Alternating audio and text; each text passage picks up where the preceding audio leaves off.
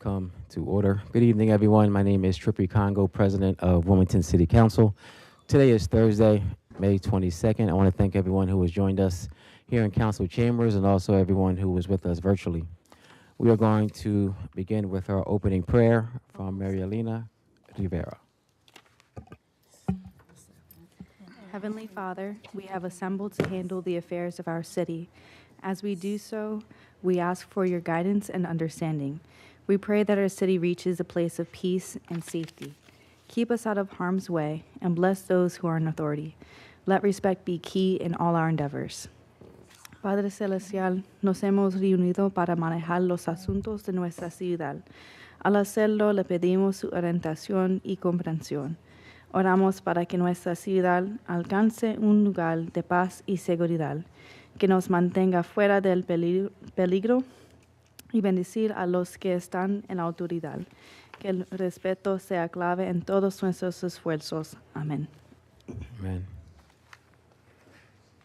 At this time, we will recite the Pledge of Allegiance.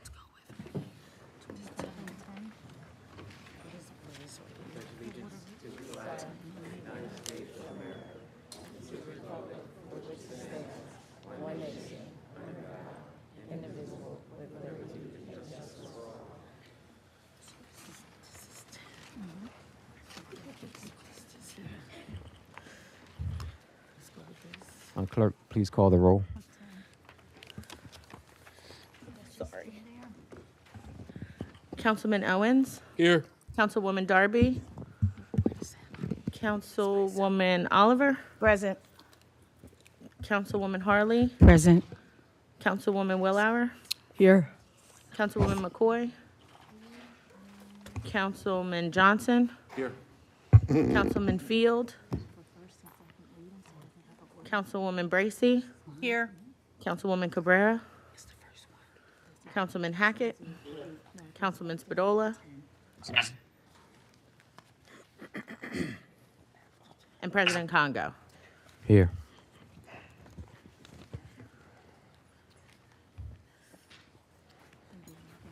Nine present and 4 absent. All right, thank you. I'd like to also recognize Councilmember Nathan Field. So noted. So before we move on with our formal meeting, I'm just very proud to announce that we have an exciting new AI-powered live language translation service that we are launching today for the very first time. This technology will make our meetings accessible to over 50 languages, helping us to better serve Wilmington's diverse community. If you're here in council chambers, you'll see live captions displayed on the television screens to your left and to your right in both English and Spanish. And for those joining us virtually, simply scan the QR code on your screen to access the translation options listed. At this time, we will have the reading of the minutes from our previous meeting. May 1st, 2025, City Council met in regular session with remote participation on the above date at 6:38 p.m. President Ernest M. Congo II presiding. The opening prayer was done by Maria Elena Rivera, Deputy City Clerk.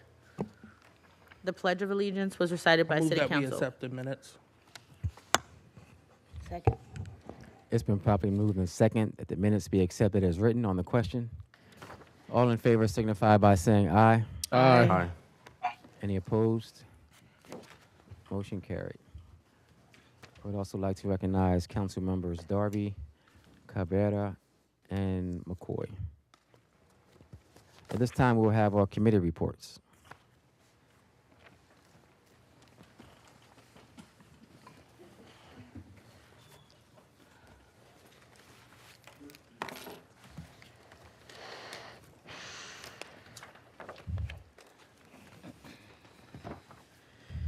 May 15th, 2025, President and members of City Council. Ladies and gentlemen, we, your Public Works and Transportation Committee, met by anchor location and remote participation to who was referred ordinance number 25-020, entitled An Ordinance to Amend Chapter 37 of the City Code to clarify the conditions whereby the city may and/or tow a vehicle. Have given this ordinance careful study and recommend council vote on it accordingly.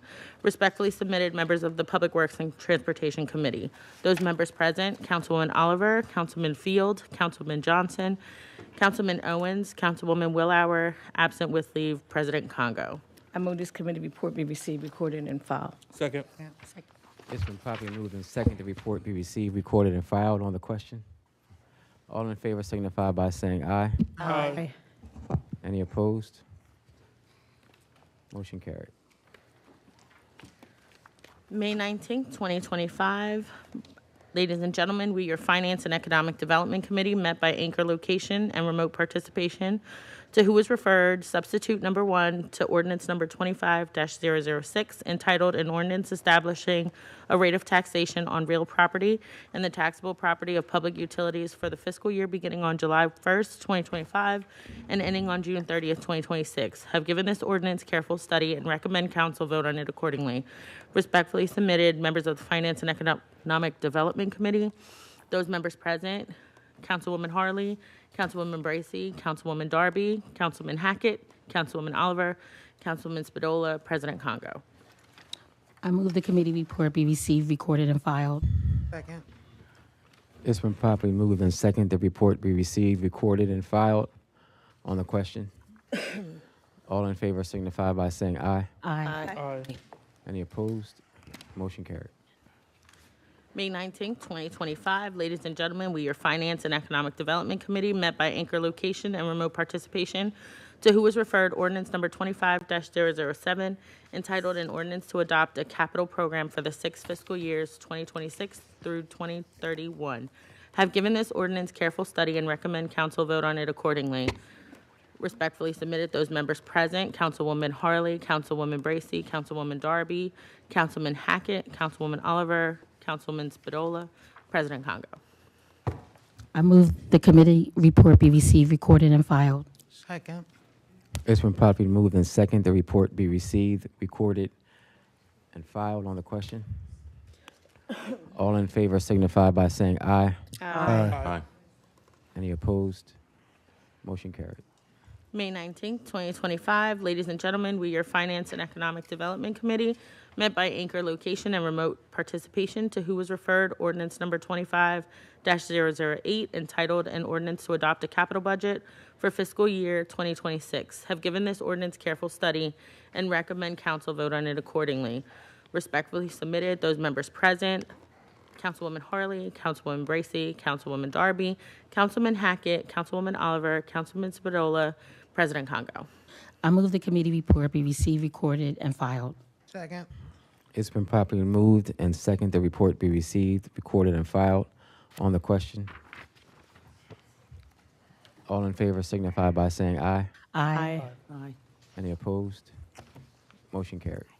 May 19th, 2025. Ladies and gentlemen, we, your Finance and Economic Development Committee, met by anchor location and remote participation, to who was referred substitute 1 to ordinance number 25-009, entitled an ordinance adopting the annual operating budget for the fiscal years beginning on July 1st, 2025 and ending on June 30th, 2026. Have given this ordinance careful study and recommend council vote on it accordingly. Those members present, Councilwoman Harley, Councilwoman Bracy, Councilwoman Darby, Councilman Hackett, Councilwoman Oliver, Councilman Spadola, President Congo. I move the committee report be received, recorded, and filed. Second. It's been properly moved and second the report be received, recorded, and filed on the question. All in favor signify by saying aye. Aye. Any opposed? Motion carried.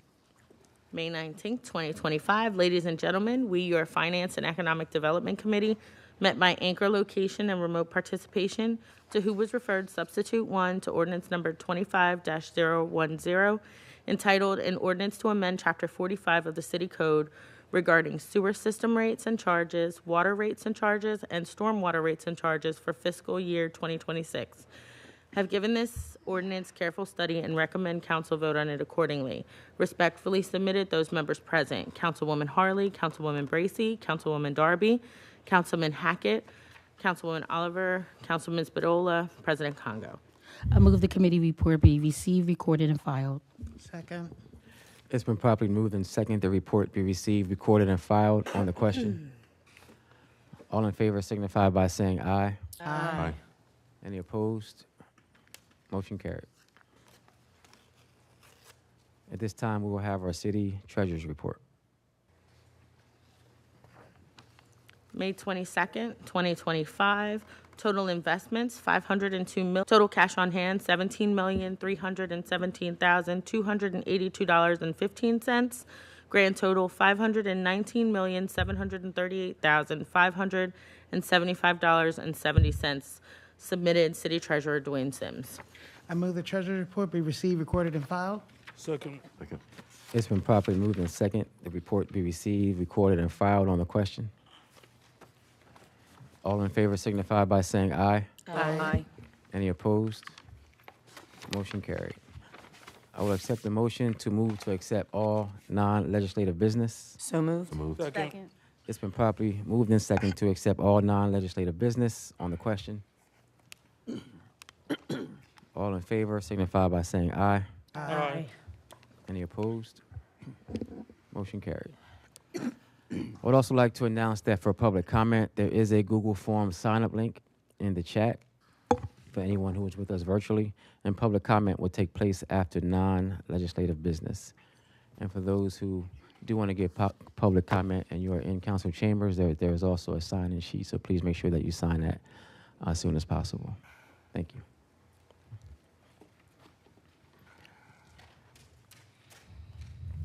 We're going to move on to our recognition resolutions. Going to ask Councilwoman Harley to come up first, please.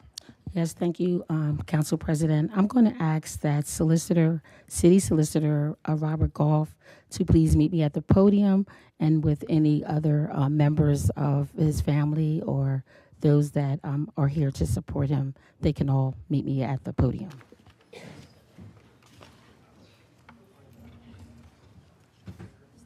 Sure.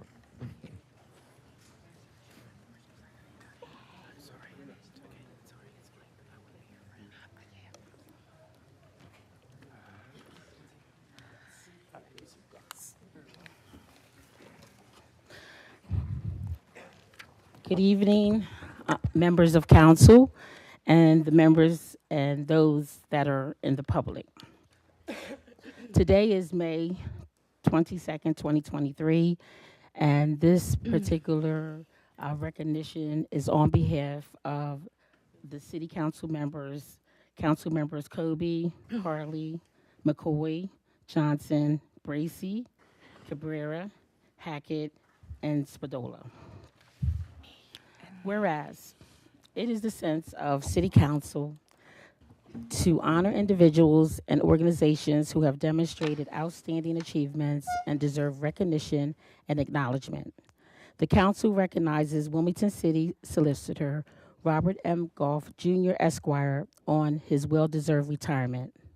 And whereas Bob, as he is affectionately known, received his Bachelor of Arts from Columbia University in New York City, New York. Bob received his Juris Doctor from the Delaware Law School of Widener University.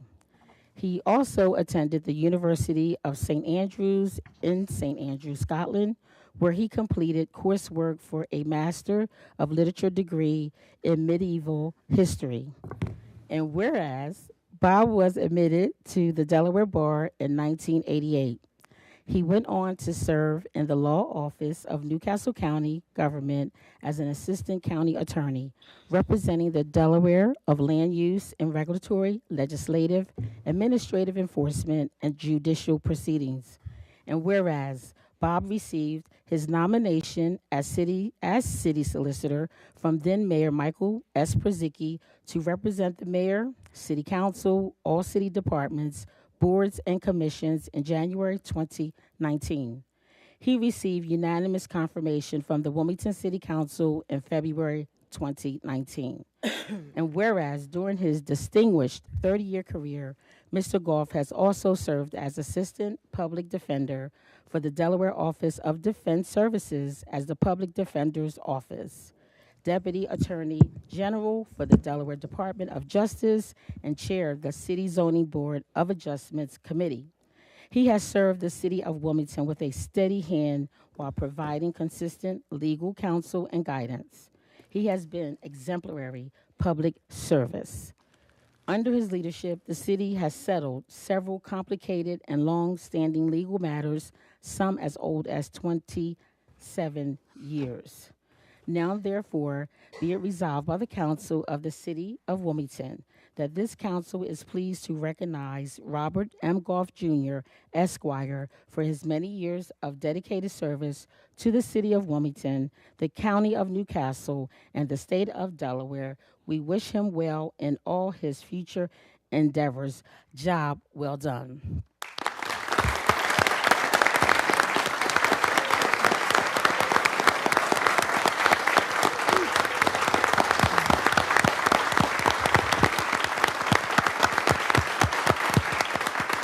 Before I give you the podium, City Solicitor, I just want to say thank you for your service to the city and to the state, but primarily to the city of Wilmington.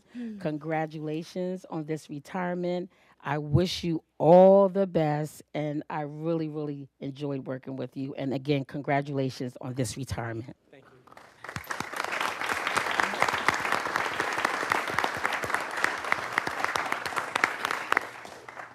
Well, I wish this was all my family, but I don't really have a big family. But these folks here, this represents my friend family, my chosen family, my professional family. I'm really, really happy that they came. I didn't make them come, I promise you. Because I'm almost done, so I really can't make them. But so I really appreciate that they're here. They have made my life in so many ways, both at home and the workplace, so wonderful. But I'm going to be brief. It's hard for a lawyer to be brief, right? But I am going to be brief because you have a lot of really important business to do tonight. It's probably the most important meeting that you're going to have. First of all, I want to thank you, City Council members, for recognizing me and giving me this great honor it really is very special to me. Some individual thank yous I want to do are to the person that I've spent the last 40 years with, and that's Joel Stanger, my partner in life. He's really has kept me on the straight and narrow and has allowed me to do stuff because I'm not extremely organized at home, and he has made it possible for me to do that. Anyone that sees my desk knows that's the case. And also my family, my friend family are here, all my neighbors are here, so I really appreciate that as well. Most importantly, I think I need to recognize the people that made me, to the extent that I look good, that made me look good, and that is my professional team, the group of lawyers and other legal professionals that are on the 9th floor with me, that help to serve the city of Wilmington and provide steady, honest, and uncompromising legal advice, no matter what the consequences may be. It is important that we have that kind of honesty in how we do things. I think we're seeing, unfortunately, at the federal level that isn't necessarily the case.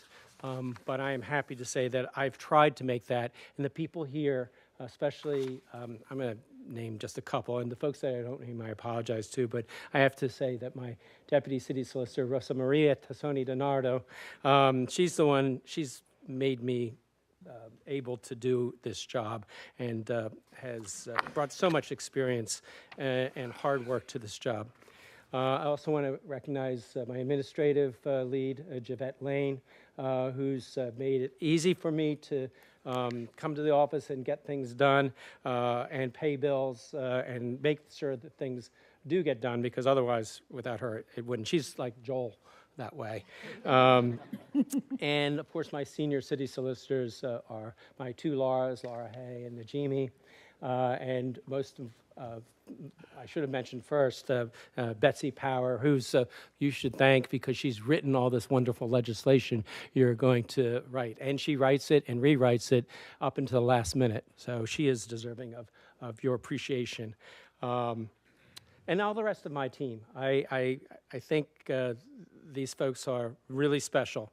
If I've done something well, I can say that probably the most important thing that I've done well is to create this team and to bring them here and to leave them with you, because you are in really good hands. City Council and to the new mayor and also to the people of the city of Wilmington, they will serve you well. It has been the honor of my life to serve as city solicitor. It's really different than what I did before. I did nothing but prosecution and defense, all criminal. I always say that it's like working in an Italian restaurant. It's all pasta and sauce. But here, it's everything. I'm in a diner. I have to serve all kinds of things to all kinds of people in every realm. So it's been quite a learning experience. And finally, I want to thank Mayor Brzezicki, who appointed me, and also Mayor Carney, who allowed me to help him in his transition. They have been very special. Thank you for this opportunity. I said I would be brief. I don't know if I was or not, but I appreciate it.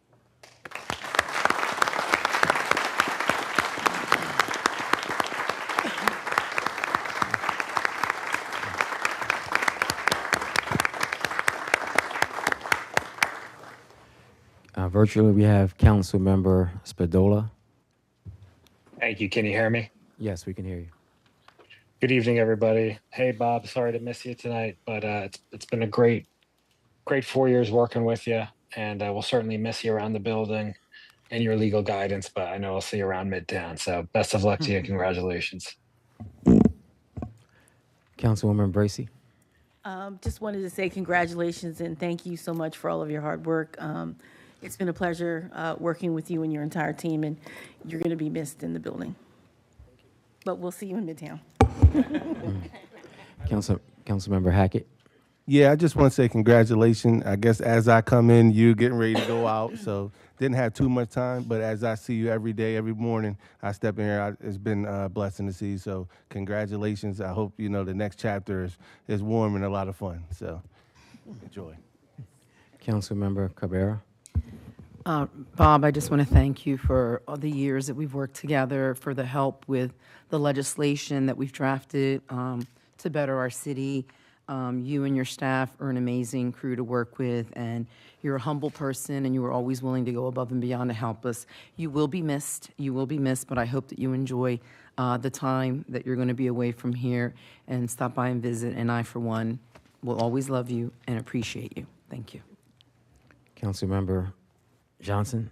I think it's an understatement to talk about how much the city is going to miss your legal acumen and the guidance you bring. But when I think about you, I think about some of the darkest days of the city when we were going through COVID, and Zoom after Zoom we would do. I think it would be Zooms like me, you, and Betsy, me, you, and Rose. I remember your dog would be in the background, and that really stuck out as a true public servant, because we were all not knowing what the future of the city was going to be, but you worked with and helped lead the city with a steady hand. So I really thank you for that leadership during that dark period and figuring out how to even use federal funds, how to move the city forward, and look where the city is now. So I appreciate that. And also just appreciate you as a person. I can say being someone that's been in law department, worked with many of the folks up there, true leader is someone who can lead by example, but also a good person. So you exemplify what a good person is. And so everyone I know enjoys working with you. And I know the law department's in good hands, of course. Laura and Rose, Betsy, of course, who I think is the best legal researcher probably around. So they're all true treasures with the city, so I appreciate you, Bob. And please take some vacations. We don't want to see you around Midtown too recently. You need to take some time off, because you worked very hard. Job well done. Councilmember Owens. I just want to say we didn't get to work together for long, 6 months or 5 months. But happy retirement. I wish you all the best in your next endeavor, and I hope you do get to take some time off and enjoy some fun. Thank you.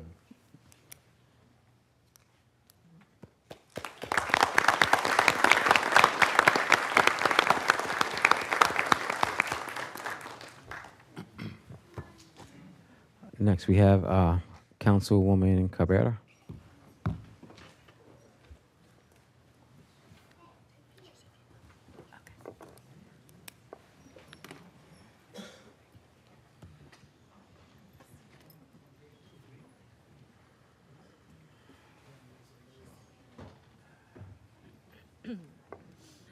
At this time, I would like to invite Reverend Greer to come forward, and any members of our most esteemed church right here behind our building, Easy on Mount Carmel, who just celebrated 220 years of being here in our city. You can all come and gather right here.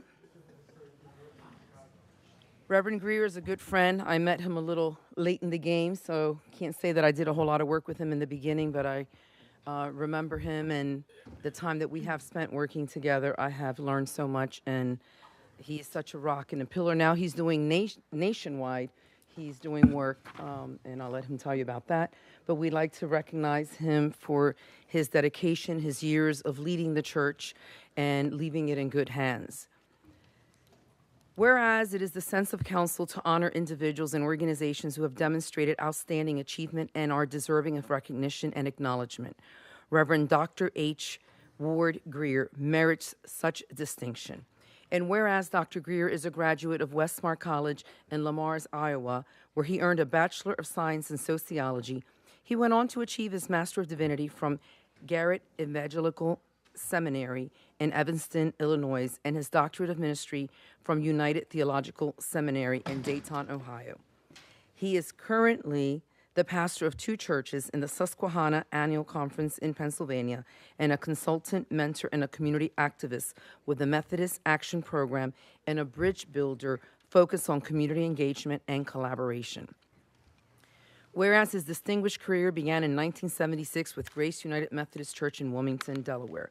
Since that time, Dr. Greer has traveled the globe, preaching and visiting ministries in Ghana, in Sierra Leone, Zimbabwe, Southern Africa, India, Nepal, and Bangladesh. He has served in various capacities with numerous churches and organizations in Wilmington, including Brandywine Trinity and Buttonwood United Methodist Churches, Coleman Memorial United Methodist Church, Easy on Mount Carmel United Methodist Church, Mount Joy United Methodist Church, and East Ohio Conference. He also served as a Protestant chaplain with the Wilmington Police Department. And whereas, not one to slow down, Dr. Greer has also served as president, vice president, and board member and ordained elder with the United Methodist Church organizations. He is the organizer of the Northeast Jurisdiction Black Leadership Forum and the Call to Action Resolution, which requires every conference in the jurisdiction to address racism, white privilege, and white supremacy. He is also the organizer of a 14-church cluster called the Grapevine Cluster and assisted in the organization of the first soup kitchen in Wilmington. Now, therefore, be it resolved by the Council of the City of Wilmington that this council is pleased to recognize Dr. H. Ward Greer for his many accomplishments and dedication of service to the City of Wilmington and the State of Delaware. Job well done.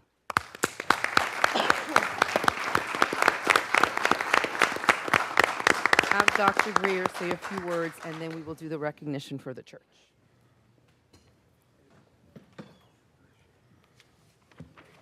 Hard for a preacher to say a few words, but I will try my best.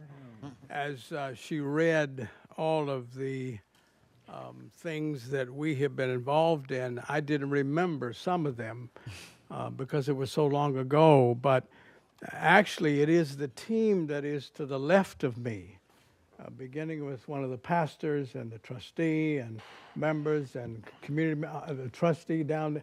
These are the ones that were able to remind me when I came. I actually came to this church in '74, and it changed my life forever. It is the old Easy Mount Carmel, the oldest church in continuous service, black church in the state of Delaware, out of which other churches were organized, Old Asbury. And so it is not me that stands here. It is the community of the faithful that stand with me. And as God is my witness, I had no idea when I came to Wilmington that my life would be transformed in the ways that it has been transformed. I remember this guy when he was just a kid. I can't tell that story. But truly, I am where I am. I am who I am. I am where I am, not because of me, but because of you and because of this community of Wilmington, which now is my home. Actually, I have 3 homes. I can't tell you where they are, but I'm serving 2 churches in Pennsylvania. But thanks be to God for the energy and for the vision and for the wisdom he gave me to listen to some of you are my elders. I'm almost up there now. But we are who we are because we are a team. Let me say that again. We are who we are because we are a team. The only way we in this city will move forward is because we become a team. Somebody ought to, no, we're not in church. We can't say amen. But we have to be a team. I met with the mayor this afternoon. I'm encouraged about his vision, about some of his hesitancy, about his honesty and transparency, about the work that must be done to make Wilmington what Wilmington was meant to be, a city for all people. So thank you for this recognition, but it's not me. It is you who have gotten me here and us here, but we have a long way to go. Thanks be to God.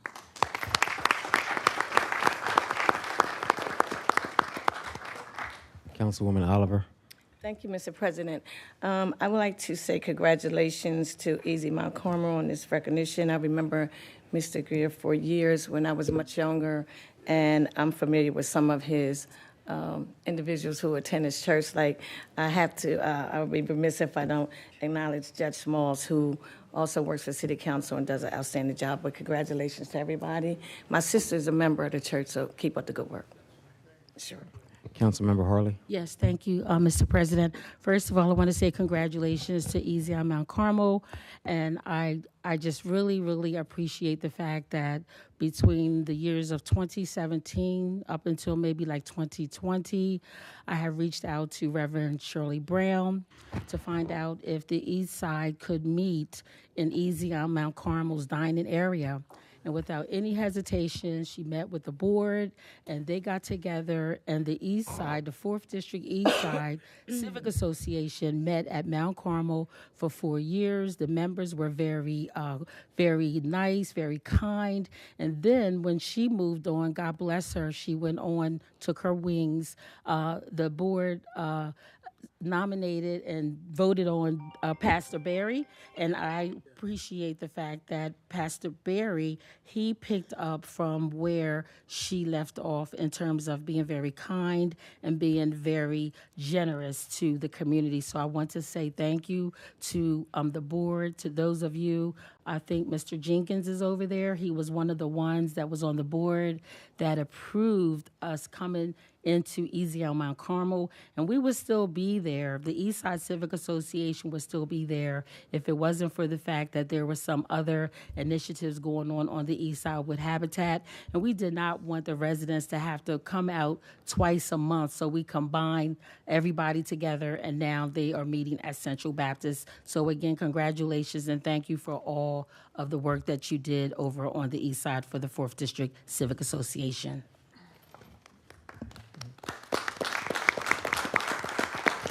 Councilmember Harley, since the church is in your district, would you come up and join me to read this resolution for the church, please? Me? Yes. Oh, yes, yeah. you. Okay, sure. I'm going to start it out, and this is sponsored by all the members of council, as we truly appreciate the historical relevance. And although Pastor Barry could not be here with us today because he is traveling, we see and esteem membership here of the congregation, our own, the judges in the house, Alex Smalls. I remember he swore me in here when I first got elected and made history, so it's really good to see everyone. Thank you for coming out on this rainy night. Whereas it's the sense of council to honor individuals and organizations who have reached significant milestones and are deserving of recognition and acknowledgement. Easy on Mount Carmel United Methodist Church merits such distinctions. And whereas formerly known as the Easy on Methodist Episcopal Church, it is the oldest continuously operating black church in the state of Delaware. Founded in 1789, it evolved from an old Asbury Methodist church, which was named for Bishop Francis Asbury. Easy on Mount Carmel United Methodist Church is considered by many to be responsible for the birth of Methodism in the United States. In 1789, Easy on Mount Carmel was racially integrated with 43 white members and 19 black members. And whereas Dissatisfied with their confinement to the balcony during church services, several black parishioners, led by Peter Spencer and William Anderson, formed a separate church, which they named the African Union First Colored Methodist Protestant Church. Later in the same year, a lot was purchased at the corner of 3rd and Walnut Street to accommodate a new building. In 1885, the church was formally renamed Ezion Methodist Episcopal Church. 1 year later, the church burned to the ground. Despite their horrendous misfortune, the church was rebuilt later the same year. And whereas Ezion Methodist Episcopal Church and Mount Carmel Methodist Episcopal Church were established in 1920 by a group of black Delawareans who migrated to Wilmington from the southern part of the state.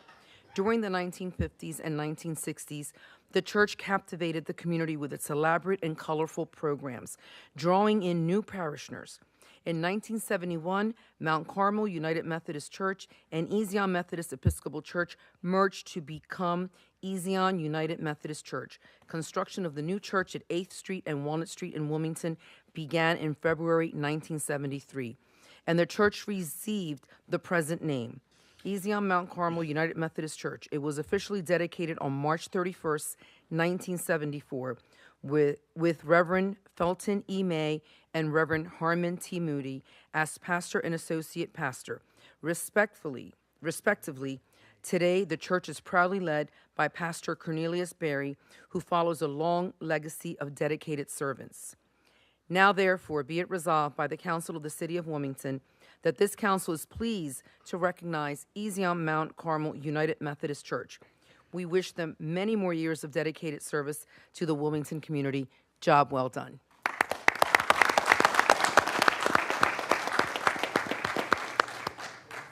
And whomever would like to speak, please. We have the esteemed Judge Alex Smalls.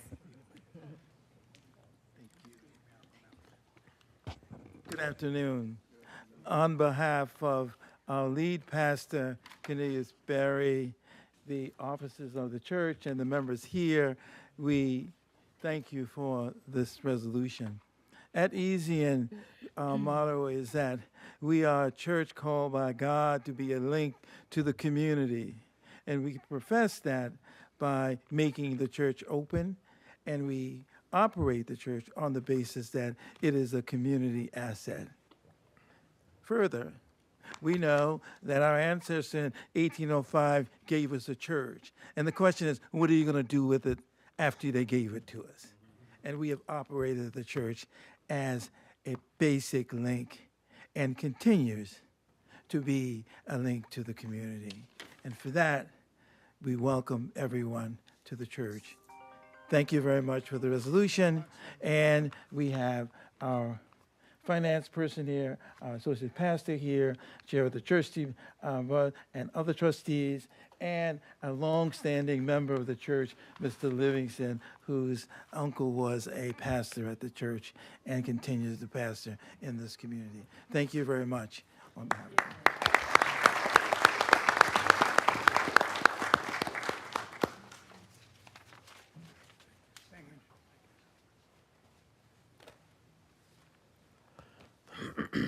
Councilmember Johnson. Would, Christiana Resident Union come up?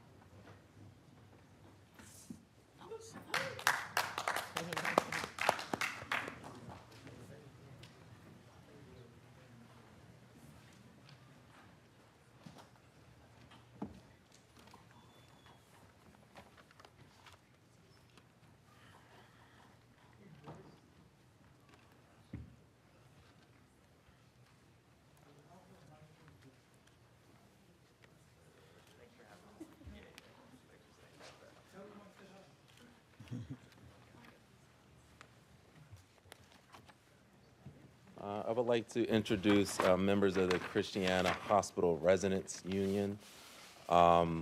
It's quite remarkable what they do day in and day out in terms of really helping our community. From Wilmington Hospital, of course, and Christiana Hospital, the only high critical hospital in the area, these residents are future community leaders. And specifically working in emergency care. They are the ones who are seeing our residents when they're in traumatic situations, whether it be domestic situations or gun violence trauma. They are on the front line. So I don't think we recognize the work that first responders do enough. During COVID, we did a lot of things around first responders, but the trauma still exists. They still face shortages. They still face a lack of nurses, lack of doctors. So when I saw what the resident union was doing, and I heard about the game-changing accomplishment they made, I had to recognize them. And actually one of their leaders, I believe the chief is Allie. She can't be here. She's working 4 to midnight. But when I heard about her story, I said, we have to recognize them because it is so important that they both, they remain serving the community, but they also serve just their own mental health and welfare. So I appreciate the doctors up here. I'll introduce them shortly, and I'll just read the resolution. This is sponsored by Councilmember Johnson. Whereas it is the sense of City Council to honor individuals, organizations, and events deserving of recognition and acknowledgement. Councilmember Johnson recognizes the Christiana Care Resident Union, which is CIRSEIU officially, on their unification victory. Whereas the Committee of Interns and Residents is the largest and oldest house staff union in the United States. The CIR is a local of the Service Employees International Union, SEIU as we all know it, which represents over 37,000 resident physicians and fellows. In January 2025, more than 300 resident physicians and fellows at Christiana Care Health made history by becoming the first group of house staff and the second group of doctors in Delaware to unionize. Whereas frontline physicians regularly are on call 80 hours a week, providing patient care 24/7 at Christiana Hospital in Newark and dozens of outpatient facilities throughout Delaware and our neighboring states. Their choice to unionize was inspired by their desire to improve residency training and hospital conditions for themselves, patients, and the communities they serve, especially communities of color who continue to face barriers to quality health care. Whereas going forward, they hope to improve physician retention by advocating for enhanced training and working conditions to contribute to high quality care for the folks in our community. Now therefore it be resolved by the Council of the City of Wilmington that this council is pleased to recognize the Christiana Care SEIU for their accomplishments and their continued success as they serve the residents of Wilmington, the state of Delaware, and our neighboring communities for generations to come. All of the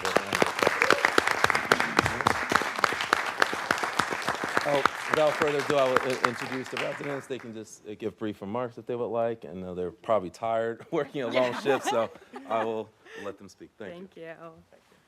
Thank you so much. My name's Dr. Caitlin Power. I'm a psychiatry resident at Christiana Care. I'm also a member of our union bargaining team.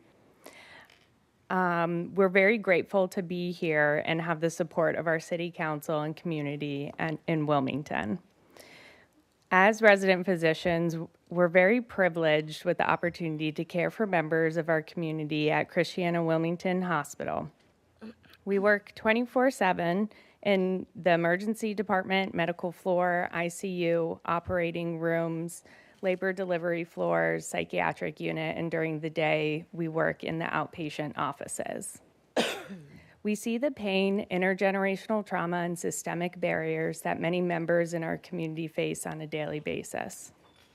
We know that our best patient care is given when we are at our optimal wellness.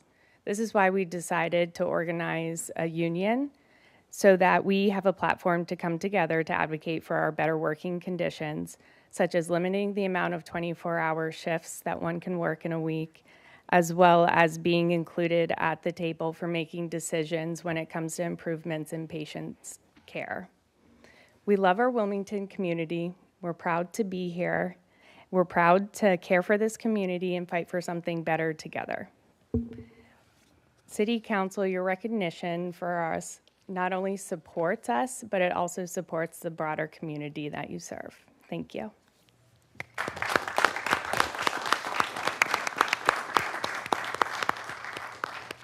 Thank Again, give you a round of applause to Christiana Care. Again, continue the great work that you do, and thank you for being leaders of our community. I know many of you live in Wilmington, so thank you for doing what you do. I appreciate it. Councilmember Owens. Oh, yes. Yes. First off, I just want to say congratulations on unionizing. That is huge. I hope that this is a blueprint for others to unionize here in the first state in all the different healthcare industries. I've worked with the national president at SEIU, April, on numerous times. Again, this is so important to make sure that working conditions are meeting good standards, because that's how you deliver better care for us in the community. So again, just thank you for everything that you do, and good luck as y'all continue to be a bright light, hopefully for others to unionize throughout the state and union, yes. Thank you. Yes, thank Councilmember you. Harley. Thank you very much. First of all, I want to say congratulations on this accomplishment, and as the 4th District Representative for your 14th Street location. I want to say thank you for that. I think it was the $1.6 million for community investment funds that was given to over 56 organizations. So when I think about Christiana Care, that's what comes to my mind, in addition to just being a healthcare facility. Back in February, they honored 56 nonprofit organizations. One of our council members was there as well, and received a one of the funds, part of the funds. But I thought that was pretty awesome, because I didn't know that they were that invested in the community to give out those types of funds, and it was 56, I believe, nonprofits. So thank you for that. The funds are very much needed. As we know, we work together, the nonprofits, our businesses, we all work together. So thank you very much. And again, congratulations. Thank you. All right, well, I appreciate it again. And a round of applause for the doctors. Thank you.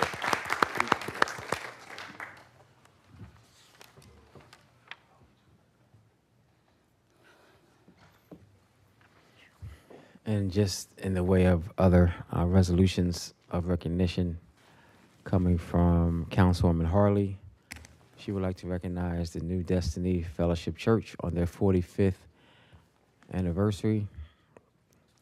Also coming from Councilwoman Cabrera, she would like to recognize Kim Ducetti on the 20th anniversary seasons with the Wilmington Children's Choir. And for Sympathy Resolutions coming from Councilwoman Cabrera, Sympathy Resolutions for William C. Salomon and Gail M. DeRuin from Councilwoman Harley, William B. Harris from Councilmember McCoy, Ronald B. Patton Jr., and Reverend Richard R. DeLilio, OSFS, and from Councilwoman Oliver Karen Lyle James, and Arnold Ellis McCray. At this time, we will move to petitions and, to public comment. As a friendly reminder, for anyone who is in council chambers, when you come forward, please make sure that you introduce yourself. Also, please watch your step. Please do not direct your comments to any council member directly, but only to me as the president. You have 3 minutes. When you have 30 seconds left, I will give you a friendly reminder. First, we have Dwight Davis. And also, if you wish, you may also say which district you live in.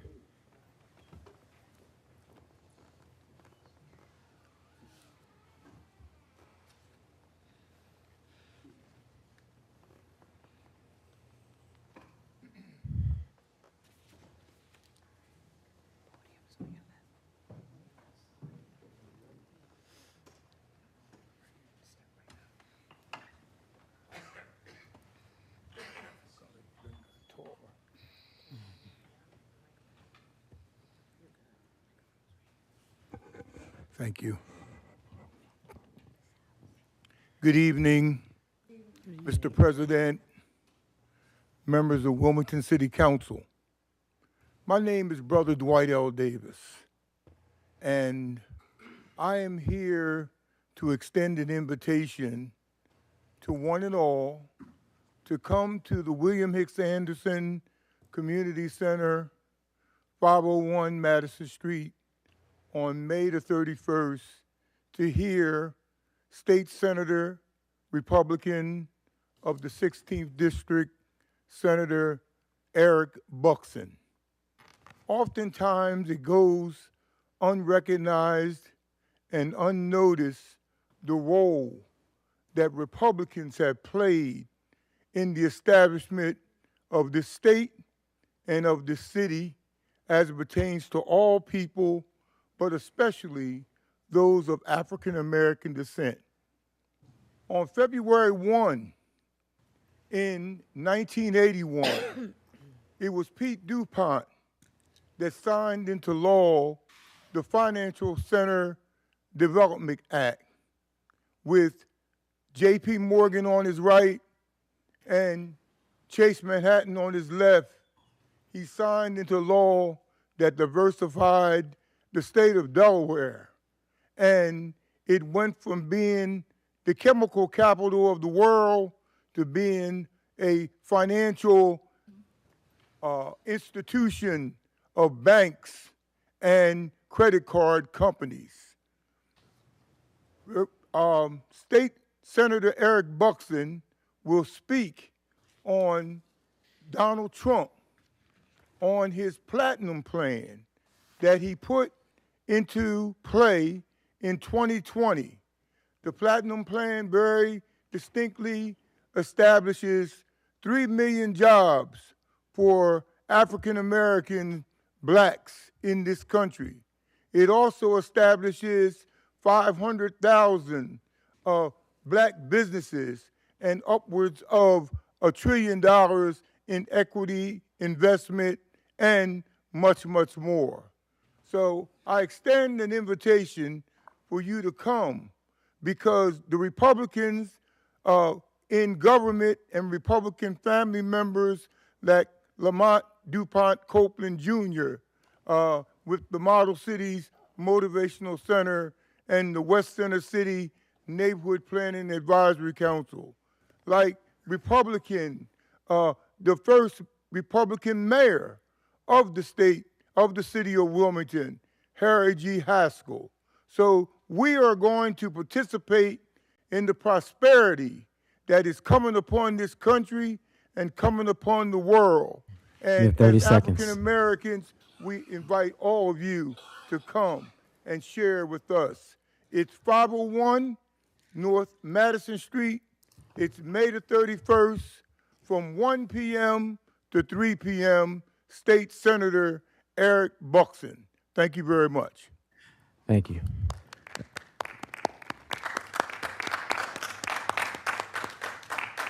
At this time, we do have several people who have signed up for comment, so we're going to take a motion to extend public comment. Motion to extend public comment. Second. It's been motioned and second. All in favor signify by saying aye. Aye. Any opposed? Aye. Public comment will be extended. Thank you. Next, we have Tim Qualls.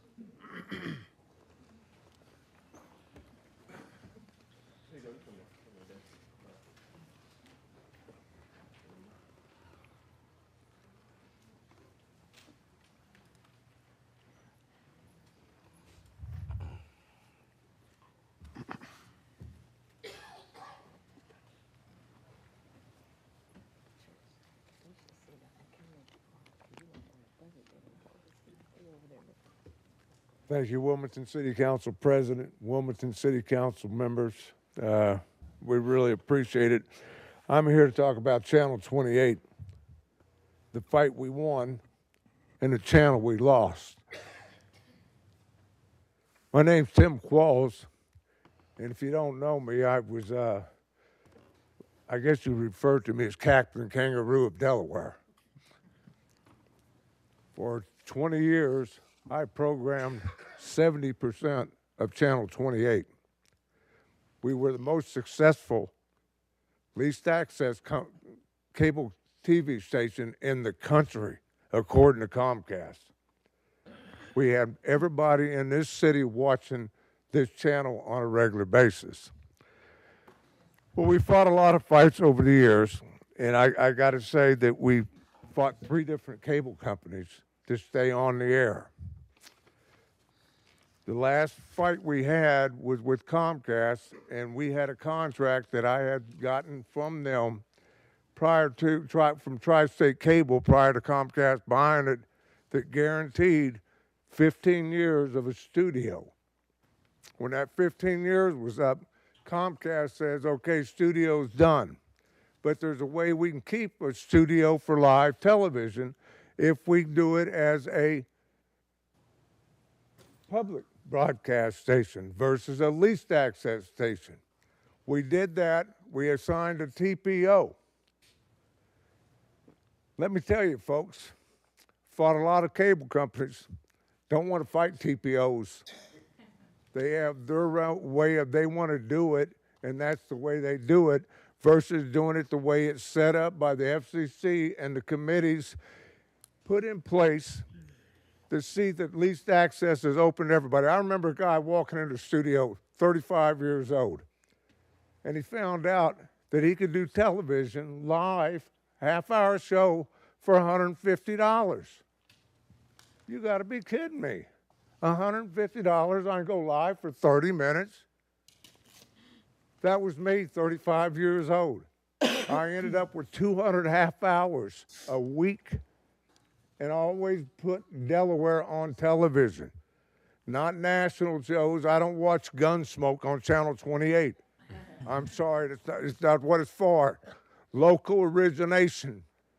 I'm here today, 70 years old, to say I want to come back in, and I've got a team together. And I want to present to City Council what a TPO should do for that channel and how it should work. And I've got the team together, like I said right now. The problem with the TPO always comes out, and I know I'm running out of time here, so yes, 30 seconds. All I'm asking for, Trippy, is a chance to present the council here how to do a TPO and how we can do it and make the channel very successful, and versus paying $5,000 a month to us. When it's all said and done, I was paying $5,000 a week to Comcast. So I think a TPO should end up, when it's all said and done, if the station was functioning today, I'd walk in there and give you $5,000 a month right now to be the TPO. But it's not there anymore. So I'd like to talk to City Council how we can bring that back. Thank you for your time. Thank you. Sounds good to me. All right. All right. Watch out. That sounds good to me. Next we have Don Thomas. Grace and peace. I'm Don Thomas, Director of Operation, a few titles. Without repeating what Mr. Tim has said, we have basically, I want to say, formed Optimus Prime for Channel 28. We have created the very best in our team in implementing technology and things of that nature, groomed specifically for the TV station from our experience, and focusing on the community and giving the community a voice, starting with voices of our youth in the before and behind the scenes of video television production. We really, I go back, I only want to start talking about my age, but I go back all the way back to suburban cable with Channel 28. I've spent over a decade there with Comcast, leaving the city, going to California and Vegas, taking what I've learned here in Delaware, and now have returned back to Delaware so that we can pick up the torch of where 28 is now with our experience. And I really don't need 3 minutes. I'd rather speak with our work. We are already currently doing things in the community. We have our own network, Roku, that we would like to apply to the community station. But again, we just asking for us, for the city or our city council to be able to hear us out and give us the opportunity to pick up Channel 28 and take it where it needs to be. Peace and grace.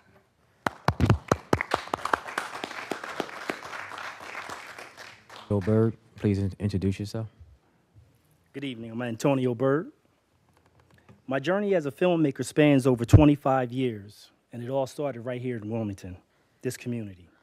I've had the honor of working with grassroots pillars such as Latin American Community Center, Westside Healthcare, and Weston Neighborhood House, and even served as an artist in residence within the Red Clay School District, running programs working with adjudicated youth. After 13 years, I retired from the Delaware State Bar Association, where I ran the media and cinematography department, keeping our attorneys and judges sharp and compliant with their continual legal education credit requirements. One of my proudest moments was being awarded the Amicus Curiae Award from Superior Court, which means Friend of the Court Award. In 2019, alongside my creative business partner, we launched Fragments of Reality Entertainment film production company and secured nearly $1 million budget to produce a high-end documentary. In conclusion, I believe wholeheartedly the team that Mr. Tim Qualls has brought together today, each with their own track record of success, is built not just to elevate the Wilmington Channel, but to serve and uplift this Wilmington community, the community that I come from. Thank you.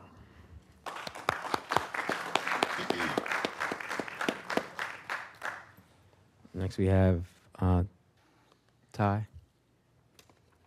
Greetings, City Council, President. My name's Ty Parquet. I am a writer, director, primarily known for my work in documentary films. Several years ago, I made a documentary. In 2016, I had the opportunity to be, with my collaborator, the first directors out of Wilmington, Delaware, out of Delaware, period, to premiere a documentary at the Sundance Film Festival. Being as though he was a white guy, in retrospect, I'm the first person of color to do that. So we're trailblazing here. With that said, part of the reason why I'm here is I'm Antonio Bird's business partner, and we, at this point in time, do high-end documentaries, high-end storytelling and productions for national and international audiences. We deal with industry partners, such as your HBO, your Netflix. This is the type of work we do. This is how I make my living. So, in all honesty, Delaware has not been on my purview outside of my residence, and obviously all my money goes here, right? But the reason why I'm here is because part of the reason we started our company was because we wanted to do community advocacy. What we wanted to do was kind of reinvest in our origin story. We were running around Delaware, the communities, Riverside, East Side, West Side, Southbridge, with cameras, documenting things.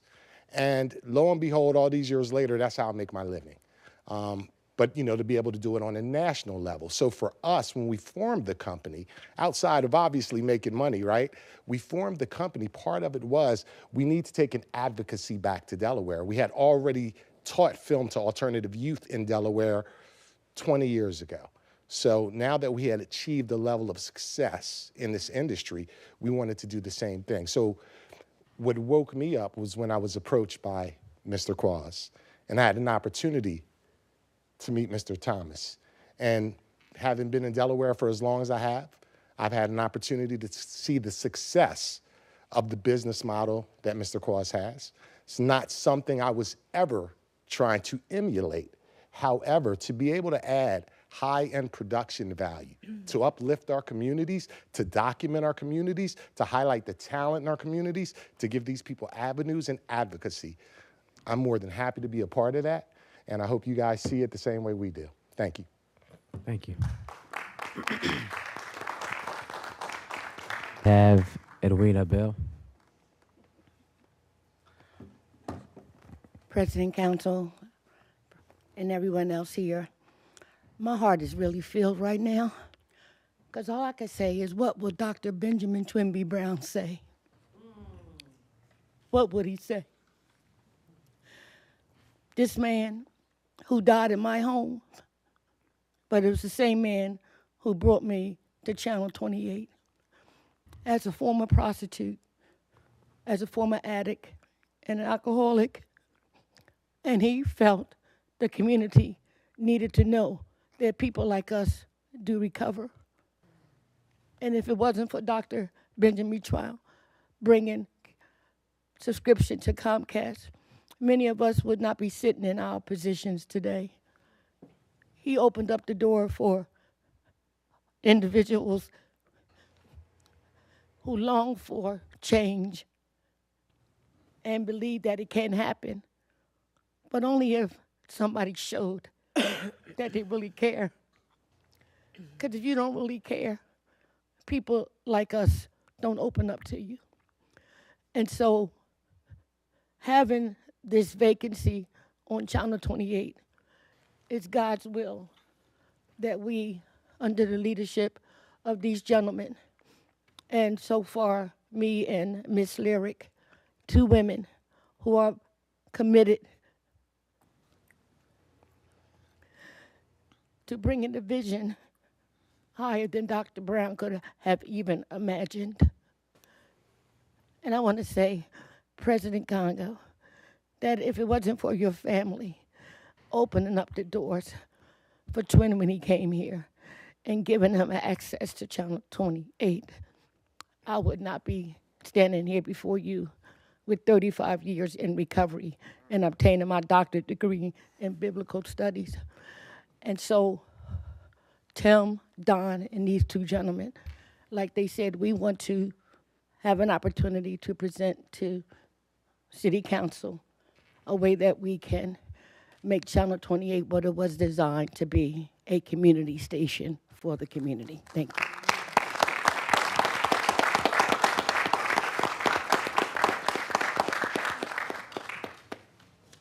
Thank you.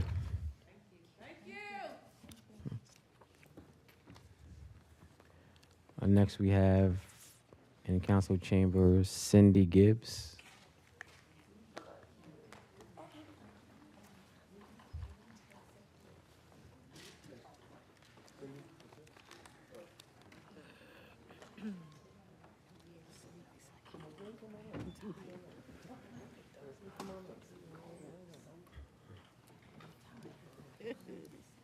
All right, Cindy, here we go.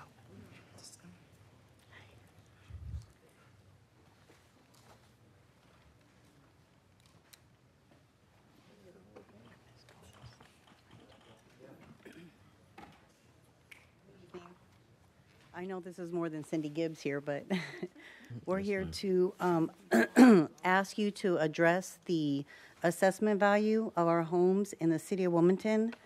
The assessments that were made with us, the housing is not even close to what the assessment said that they're worth. So we're asking you to help us to reevaluate before the taxes come into assess that. And that's what we're here for. Thank you. Good afternoon. My name is Rosalind Ponzo, and I'm from the 6th District. I'm also here to ask you to do an assessment of our properties because right now, a lot of the properties you're assessing for in the 6th District are going for $300. The last one in my block, 600 North Van Buren, sold for I think like $300,000. And I don't think it's fair to assess these properties all in a big lot when they're not worth that. I could not sell my home today in that same block for that amount of money. It would not sell. So that's why I think it's unfair to just put everybody in those districts for the same amount of property value. It's not fair. So thank you. Thank you.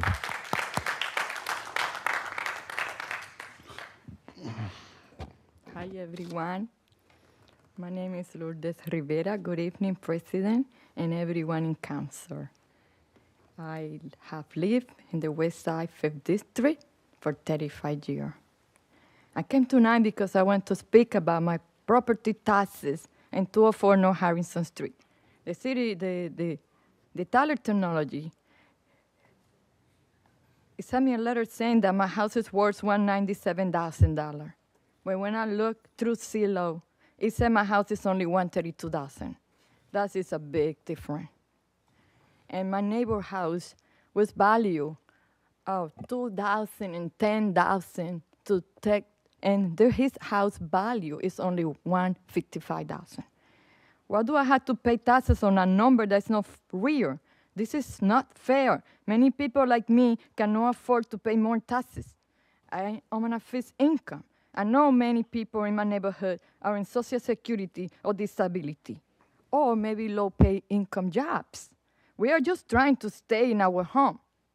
The new reassessment is not helping us. In fact, it's hurting us. The prices are too high, and they don't match the real value. Even the city said the assessments are wrong in Wilmington. Please listen to us. We need fair taxes. We need to stay in our home. I ask you to stop using these wrong numbers and fix this problem now. Thank you for listening. By the way, thank you for the translation in Spanish. That I'm considering myself one of the persons that spoke about it last year. And I thank you for ever that put it through. And also, I consider my part of the ordinance for that a long time ago. Thank you, and I appreciate for listening to me, and I broke the record. Thank you.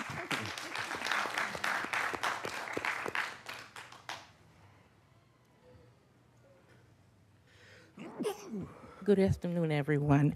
My name is Carmen Silva. I am a member or resident of the West Side part of Delaware, of Wilmington.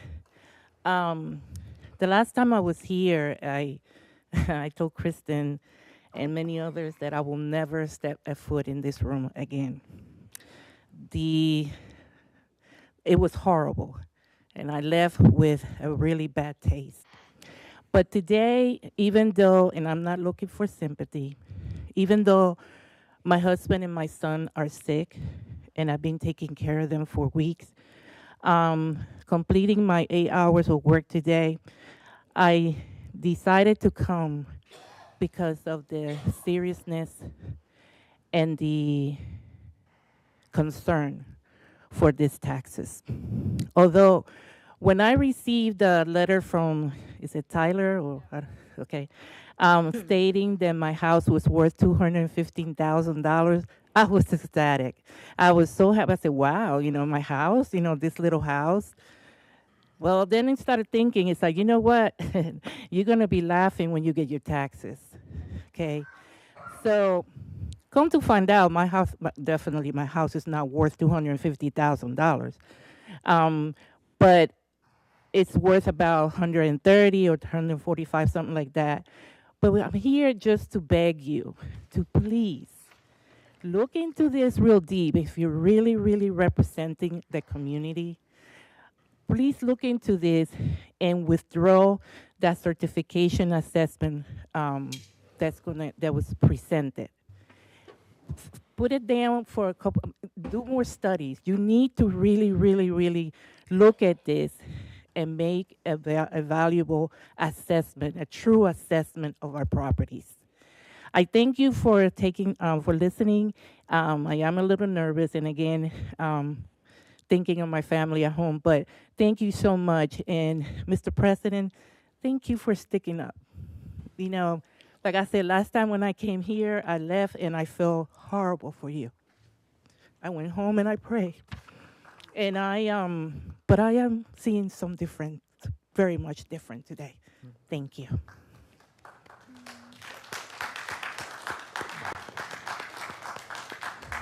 Next, virtually, we have Scott Foster. WITN. Is Scott Foster with us virtually?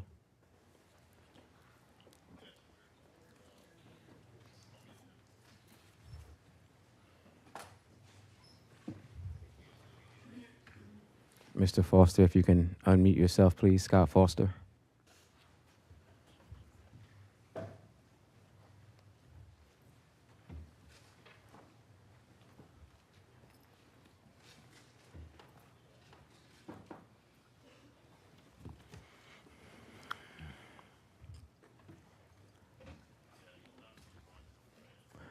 All right, Scott Foster, if you can hear me, please unmute yourself. Until then, we will go to David Chen. I'm here. Sorry about that. Okay, Scott Foster. Thank you. Please introduce yourself. Okay, so Scott Foster, and thanks for giving me a chance to talk. It has to do with the tax reassessments. I know you guys have two different items on the agenda for that.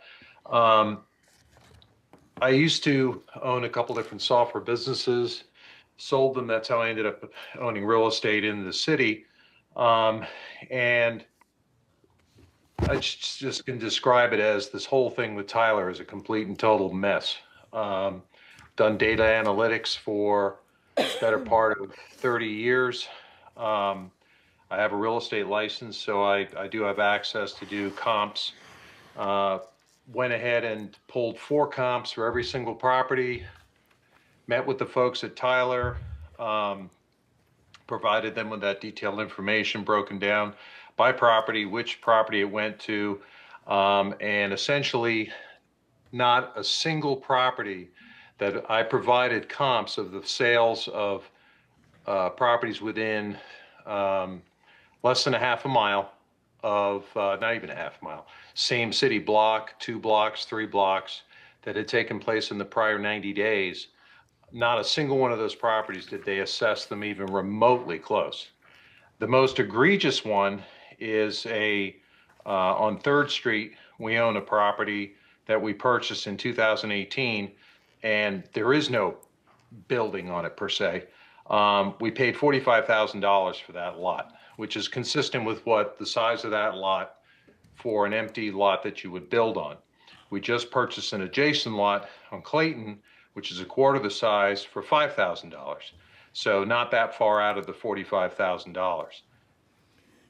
They assessed that lot, the 3rd Street lot, for $375,000. That is 8 times what we paid for it 7 years ago. Even if that lot had doubled in value to $90,000, that's 4 times what that lot would theoretically be worth, and it's not worth $90,000. So, quite frankly, Tyler robbed us. They did not do the due diligence. They did not have qualified people to do the work, and quite frankly, they owe the city and the state money, or Newcastle County. That's all I have to say. All right, thank you. Next, we have David Chin in Council Chambers.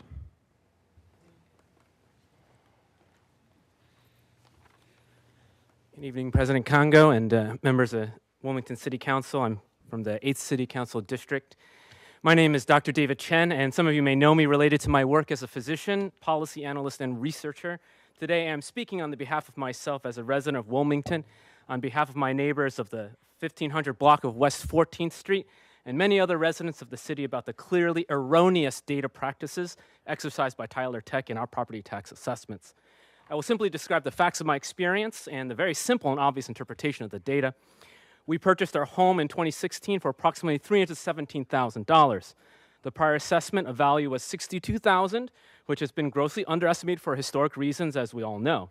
I understand the need for updating these assessments, but the initial reassessment by Tyler Tech was for $611,000. This is a 911% increase, much higher than the advertised estimate rise in taxable value within the county of 511%. So I naturally investigated this. Nearly all of the single-family homes on our block were similarly assessed at least $600,000, despite the variable conditions and renovations done.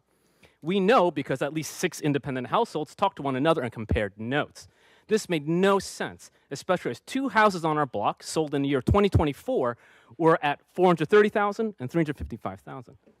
I paid $600 out of pocket for an independent appraisal at a company who has over 30 years of experience in the neighborhood. They assessed their house value at $440,000. In neighborly discussion, it was clear that there was no way anyone in any of our houses is worth $600,000, and we have all agreed that if any member of the council wants to offer us that price, sold. Okay? I did the informal assessment process, and I confirmed with the representative from Tyler Tech that they'd overestimated the gross living area by some square feet. I watched him update the numbers on the spot and watched his eyebrows rise. Why? Because their estimate increased from $611,000 to $622,000 on the spot. How can this be? I asked the rep for Tyler Tech's list of comparable property values. Here's the list of the 5 comps he used in descending order of price. 615,000, 500,000, 480,000, 402,000, 380,000. Those were the 5 comp properties used in Tyler Tech's assessment and calculation. It should be obvious to anyone, researcher or not, that if the top 2 most expensive comps are more than $100,000 off from one another, whatever formula they used, 1, does not properly account for outliers, and 2, does not account for anything to do with the interior of the property. Obvious. All our neighbors who had extremely discrepant valuations and were given information about comp sales when they asked also had this exact same outlier property on North Rodney Street, valued at $615,000, included in their assessments. The Tyler Tech representative did not have any detailed interior information on that property, but we found public listing of its prior sales showing substantial renovations. So this single property throws off the entire neighborhood. Yeah, 30 likely seconds. all of the district. So, 30 seconds? Okay, thank you. Yeah, I was that emotional. We urge Tyler Tech and Newcastle County to reevaluate its formulaic and algorithmic bias. Am I done with time? You got a few more minutes. Okay, yeah. gone, all I right. don't mind giving him a motion to continue. Oh, okay. Outliers, the systematic implementation of this bias is egregious and harmful to persons. Detection of outliers is fairly straightforward. You compare the comps to one another. Had we not expended considerable time and effort reviewing this and making comparisons with neighbors, this would remain under-recognized or unrecognized. I am almost dead certain positive that this single property explains the overvaluation of the entire Trolley Square neighborhood. And if I can figure that out, the fact that no one else has even attempted to recognize and correct this really demonstrates dereliction of duty to data. Not only our neighborhood, but I understand the Hilltop neighborhood also experiences something similar. And really, I urge you, how can you certify? How can you certify these results? So, I have more comments. I'm going to conclude with that. Thank you. Thank you. Thank you. Next, we have Jamila Davy, followed by Christina Panza. You may come forward, please. Hello, my name is Jamila Davy, and I'm a resident of the 5th District. I happen to be a renter, so I'm at a little bit of a remove, but this is, as the system's going to impact me. But I want to urge everyone today here, council members, to pass Resolution 0055 and to withdraw the certification of the tax assessment by Tyler Technologies. And I call on the city of Wilmington to take steps to ensure that the assessment is fair and accurate before implementing it. And I ask the city to do more to analyze the impact of the proposed reassessment on both commercial properties and city residents, including at the neighborhood level. I'm troubled to hear what I just heard. I'm troubled also to hear that by Tyler Technologies' own measures, the numbers for Wilmington don't meet industry standards. And looking around the internet, I see that ours is not the only jurisdiction where that's the case. And so I'm surprised that the city has not been proactive in analyzing the data to ascertain which, if any of the neighborhoods, would be bearing a disproportionate impact, a greater margin of tax increase from the reassessment, given that the numbers haven't been assessed in such a long time and there's such a margin for error, given that the goal of the reassessment was to establish, to achieve fair and equitable taxation framework. And given how well known it is and how easy it is to discover, even for someone for whom the issue is really new, like myself, that tax reassessment can contribute to gentrification and displacement of vulnerable residents, that's a real possible outcome out of these kind of reassessments. So I know there's been a transition of administrations, and that's a factor. But even in late January, Newcastle County projected that some 13% of parcel owners were going to appeal their assessments, and that seems like a high margin to me. At a meeting of the Intergovernmental Committee in February, numerous residents spoke out about their challenges in the appeal process, whether they didn't receive any information from Tyler Technologies, couldn't reach Tyler Technologies, had received different information about their properties than their neighbors had received, or had an unsatisfying result from their appeals that they couldn't explain. And there are also residents I've spoken to who said they lacked resources to analyze their situations or to appeal their assessment, or felt intimidated by the process and the prospect of speaking up. My perspective as a resident is that fairness and accuracy just aren't negotiable. I appreciate the city is making an effort to ease the impact of the assessments for residents by bifurcating the rates, so that there's less of a shift of that burden of taxation from commercial to residential property owners. But the framework still will not be fair if the data is flawed and if particular neighborhoods have been overassessed while others have been underassessed. And the way this is turning out, it seems that the people who are most likely to be harmed by this are those with the least resources to weather it. You know, our long-term property owners and our seniors on fixed incomes. So I urge the city to exhaust its options in finding a remedy to this situation. And so tonight, council can lead. They have an opportunity to lead on this by passing this resolution, and I urge you to do so. And I want to thank our 5th District Council member for diligently leading us all this and keeping it on our radars, and all the council members who have already signed on to co-sponsor this resolution. Thank you. Thank you. Excuse me, is Christina Panza with us?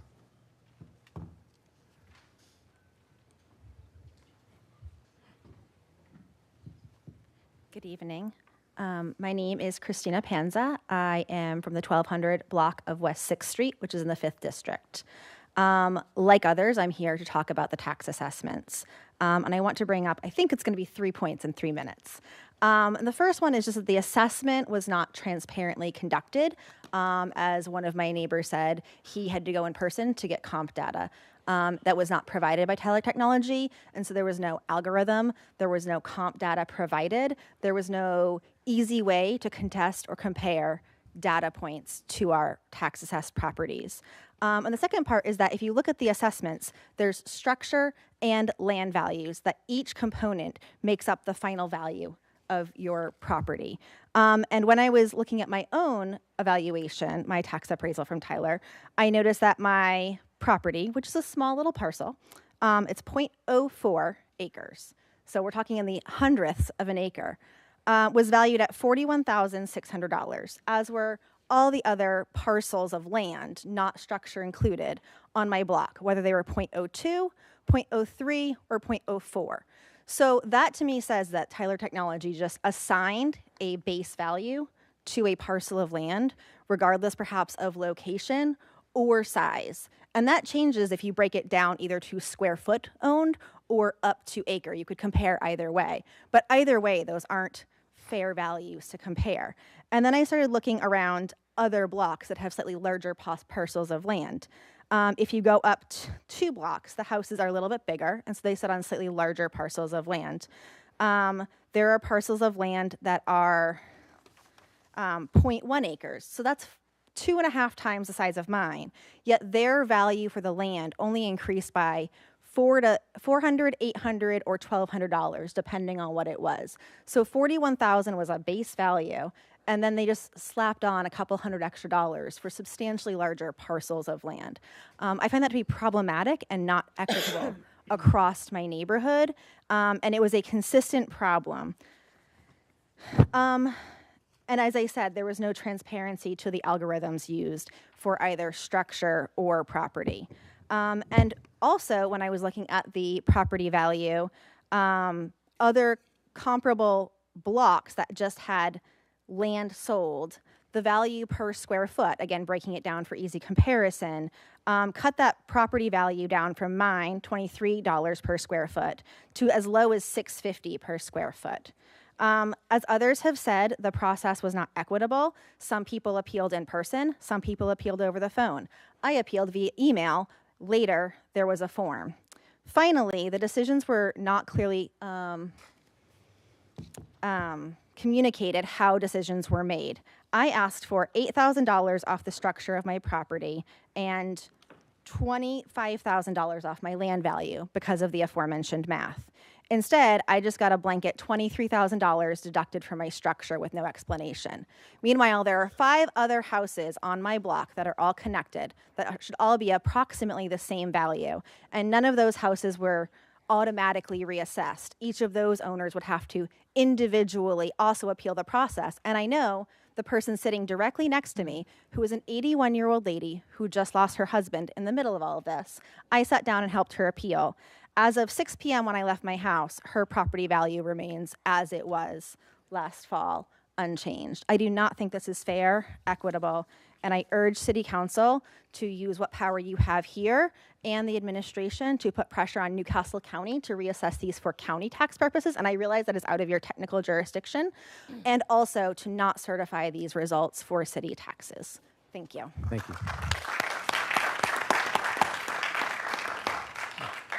Next, we have Cheyenne Miller.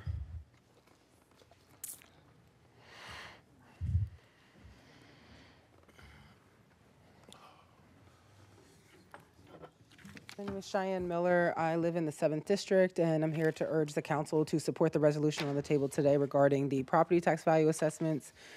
One of the concerns I think that we need to talk about that are bigger, larger concerns than just the individuals who are worried about just their tax bill on an individual level is what happens when taxes are inaccurate for the budget, and what happens when they're inaccurate for homeowners. And then also what happens when taxes are inaccurate for the commercial properties who are also paying into the pot of property taxes. When it comes to homeowners, if they are having an inaccurate tax, we know that they could be paying more than what their house is valued at, and probably even more than what they could afford. And that tax bill is something that if you do not pay, you do not get to keep your house. This is not something that the city is going to look over. They want their tax money, and if people have problems paying that tax, they are going to have their houses taken. That is a gentrification strategy. Inaccurate tax values is a gentrification strategy because that means people will lose their homes. If we are not making sure that commercial properties are also paying their fair share, which we are not doing for water bills, so we know we're not going to do it for taxes if we don't fix this, we are going to start seeing that the city is not going to be getting all of the revenue that it should be able to get. And so having accurate tax values is also a thing about revenue and our budget, making sure our budget is actually balanced and we're pulling in the money that we need to. It's really essential that we go and look at the commercial properties because there should not be any commercial properties here that are being undervalued when we put so much time, effort, and money into development here in the city of Wilmington. And so we need to double check those numbers, make sure they're accurate also for commercial properties. I would also like to say, like, with these tax values, them being accurate also has a big implication for our schools. If anyone is underpaying or if anyone is overpaying, we're not going to be getting the amount of money that we need, and we're going to be putting people at risk of essentially underfunding our schools as a community. And so we do want to make sure that if our taxes are going to be reassessed, let's go look at those numbers, let's double check the numbers, make sure they're correct. We should not be having anyone on city council just saying that we're going to pass a bifurcated value, approaching this like this by saying we're just going to, hey, make up for the fact that everything is inaccurate by creating a different tax rate for industry or for commercial or for residential is setting us up for what happens next year when we have to come back and look at these property taxes and redo this. If we have inaccurate values at the bottom, we're going to have a lot of issues when we go back in the future and start looking at when we raise taxes again.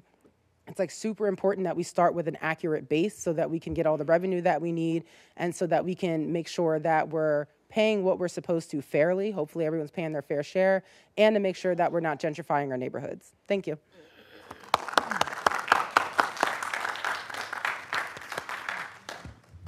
So on behalf of all of us on City Council, we just want to thank all of you for your public comment. At this time, we are going to move on to legislative business. Councilwoman Harley. Yes, Mr. President, I have an ordinance to present and call for the third and final reading. Ordinance number 25-006, agenda number 0019. An ordinance establishing a rate of taxation on real property and the taxable property of public utilities for the fiscal year beginning on July 1st, 2025 and ending on June 30th, 2026. Mr. President, I have a substitute to present in lieu of that ordinance. Substitute number 1 to ordinance number 25-005, revision 1, agenda number 0019. An ordinance establishing a rate of taxation on real property and the taxable property of public utilities for the fiscal year beginning on July 1st, 2025 and ending on June 30th, 2026. Mr. President, I move that it be known as the enacting clause of the substitute ordinance and call for a yea or nay vote. Second. It's been properly moved in second. That be known as the enacting clause of the substitute ordinance and called for a yea or nay vote on the question. Yes, Mr. President, this particular ordinance is establishing a rate of taxation on real property and the taxable public utilities for the fiscal year beginning on July 1, 2025 and ending on June 30th, 2026 for 0 property tax rate increase. I want to mention that the property tax rate has been changed from the 21.1500 mills in fiscal year 2025 to a one-time 3.7413 mills for the residential property class and a 5.827 mills for the non-residential property classes in fiscal year 2026. This bifurcated rate structure is a one-time adjustment intended to facilitate more equitable taxes across sectors. One point is that all residents will not see an increase. There will be an average increase of $223 this year for those that may have an increase. This ordinance is definitely revenue neutral, and that there is no change in the fiscal year 2026 projected total billed property tax revenue to the city when compared to fiscal year 2025. This ordinance addresses certain anomalies in Newcastle County's reassessment model with respect to the city that assessed lower value properties and made the assessments inconsistent. Tyler Technologies performed a mass appraisal of real property reassessment of CY 2024 by approval of Newcastle County, which is court mandated. A report was issued by Tyler Technologies on their methodology dated April 2024, 2025, which council received on April 29, 2025. To allow more time to review the report and understand the impact, council moved the council meeting from May 15 to May 22nd. The administration and council have had several meetings with Newcastle County and Tyler Technologies to ascertain the disparity within the report that primarily impacted Wilmington. Newcastle County and Tyler Technologies are amenable to meet with any council person to continue to address any questions regarding their constituency. Councilmember Johnson.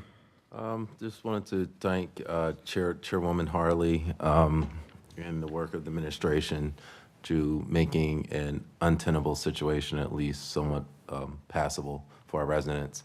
I think I'd be remiss if I didn't say that there's a lot of problems with what occurred, but this all goes back to a lot of issues that us in Wilmington, we don't have home rule charter. There's not a lot of things. We did not control this process. We did not vet Tyler Technologies. We did not control the process, but yet we're left holding the bag. So I think it's more of a long-term issue about when we do property reassessment in the future, you know, we have a carve-out where the city, we can do our own properties and not have to use the vendor that the county uses. But that's for a future talk. What I applaud the administration for is making, again, it revenue neutral and making it workable. But this is a bad situation, and it might lead to, I'm sure, residents have possibly already filed suit or working on filing suit against the various entities, and it's going to be a mess. But you know, unfortunately, we are where we are. So we definitely hear the residents, and I appreciate Chairwoman. I think this is the best compromise we could get going forward. Councilmember Owens. Thank you, Council President. First, I would like to thank the Chairwoman of the Finance Committee for the work that she did put in to try to fix this flawed system. But sitting here today, having had conversations with people all across my district, especially a lot of the landlords recently, I have to say I oppose this resolution, which sets this property tax rate based upon a deeply flawed premise and unjust assessments. Let me begin by acknowledging that the intent behind this ordinance to maintain revenue neutral position in the wake of a countywide assessment, I understand that. I understand that we need to balance our city budget. I understand the legal and fiscal responsibilities outlined in our charter for council members. But what I do not understand and what I can't accept is that using unjust, inconcise, Inequitable data as the foundation of balance is not justice. It's not fair to our residents. The assessment conducted by Newcastle County, again, I want to point out, it was Newcastle County and certified by their Board of Adjustment, has already shown serious flaws. We've heard about it. We've seen it for ourselves. We know that this is a flawed system. We should not uphold it. As a body of council, we know that this is overwhelmingly going to impact the elderly. It's going to impact lower income communities. It's going to impact minority communities. As a minority majority council, we need to hold ourselves to a certain standard to say when the line has been crossed. It places a burden on lower valued properties. It underassessed commercial properties and is asking residential properties to make up that difference. $233 on average may not seem like a lot to some of us on this council floor, but that is a lot for the residents. While we may not be increasing the tax rate, people's taxes are going up. And I want to thank the council chairwoman and the mayor's administration for trying to do the best thing, but this is not it. By accepting this, you're validating a flawed system. One that has, it just, in good conscience, I don't know how we can vote on something like this. This was brought up numerous times by residents, but we waited. Tyler still have not gotten the full data in. They were supposed to have that by the end of 2024. We're in May of 25. They have not done their job, and now we're about to increase people's taxes if you accept this. So I ask for all council members to vote no on this, like I will be doing tonight. Thank you, Councilwoman Bracy. Thank you, Mr. President. I just have to make a few comments. First, thank you, Chair Harley, for working, and all of those on City Council, Councilwoman Woolhour in particular, who's been banging the table about this for quite some time. There's no win-win in this situation tonight. There's no win-win. And primarily because the city does not control the process. As Councilman Johnson said, we were left holding the bag. You have a new administration in the county, a new administration in the city. And the best thing that we can do at this point is try to mitigate the impact on our residents. We have to do something. I'm not necessarily saying this is all we do, because I don't agree with that. I think there's more that we have to do. I think we really have to think hard and long about whether or not we separate out the property taxes so that the city establishes our own rate and we do our own assessment. That happens by ordinance, and that's something that we really need to consider. However, if we do that, we also have to realize school taxes will still be governed by the county. And how is that going to affect our residents? So I think there are a lot of conversations that we need to have around how do we protect the city's residents. We've heard from numerous people tonight on various sides of the city of how this has affected them and how terrible a job Tyler Technologies did. But at the same time, I want to applaud our mayor and the administration and Chair Harley and all of those that have been working behind the scenes for at least finding a solution that will keep our residents at least a better rate than they would be if we let this thing just go with nothing. The other thing that I want to say is that the rates weren't equitable before. So it's not like we're going from good to terrible. We're going from bad to okay, maybe okay. So we were already in a situation where there were inequities. So we need to really be looking at the deeper problems, which is going to take a lot of work. And I hope that today isn't just a day where we say all of these things and then we go back home and we don't do anything. We really need to look at the long-term solutions. We have a short-term solution that can get us through, but we need to put everything out there on the table and figure out what's best for Wilmington. Thank you. Thank you, Councilwoman Darby.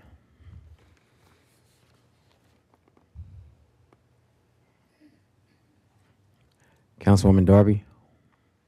Hello, yes. No, I just wanted to say that I am in support of Councilmember Christian Wellow's resolution tonight.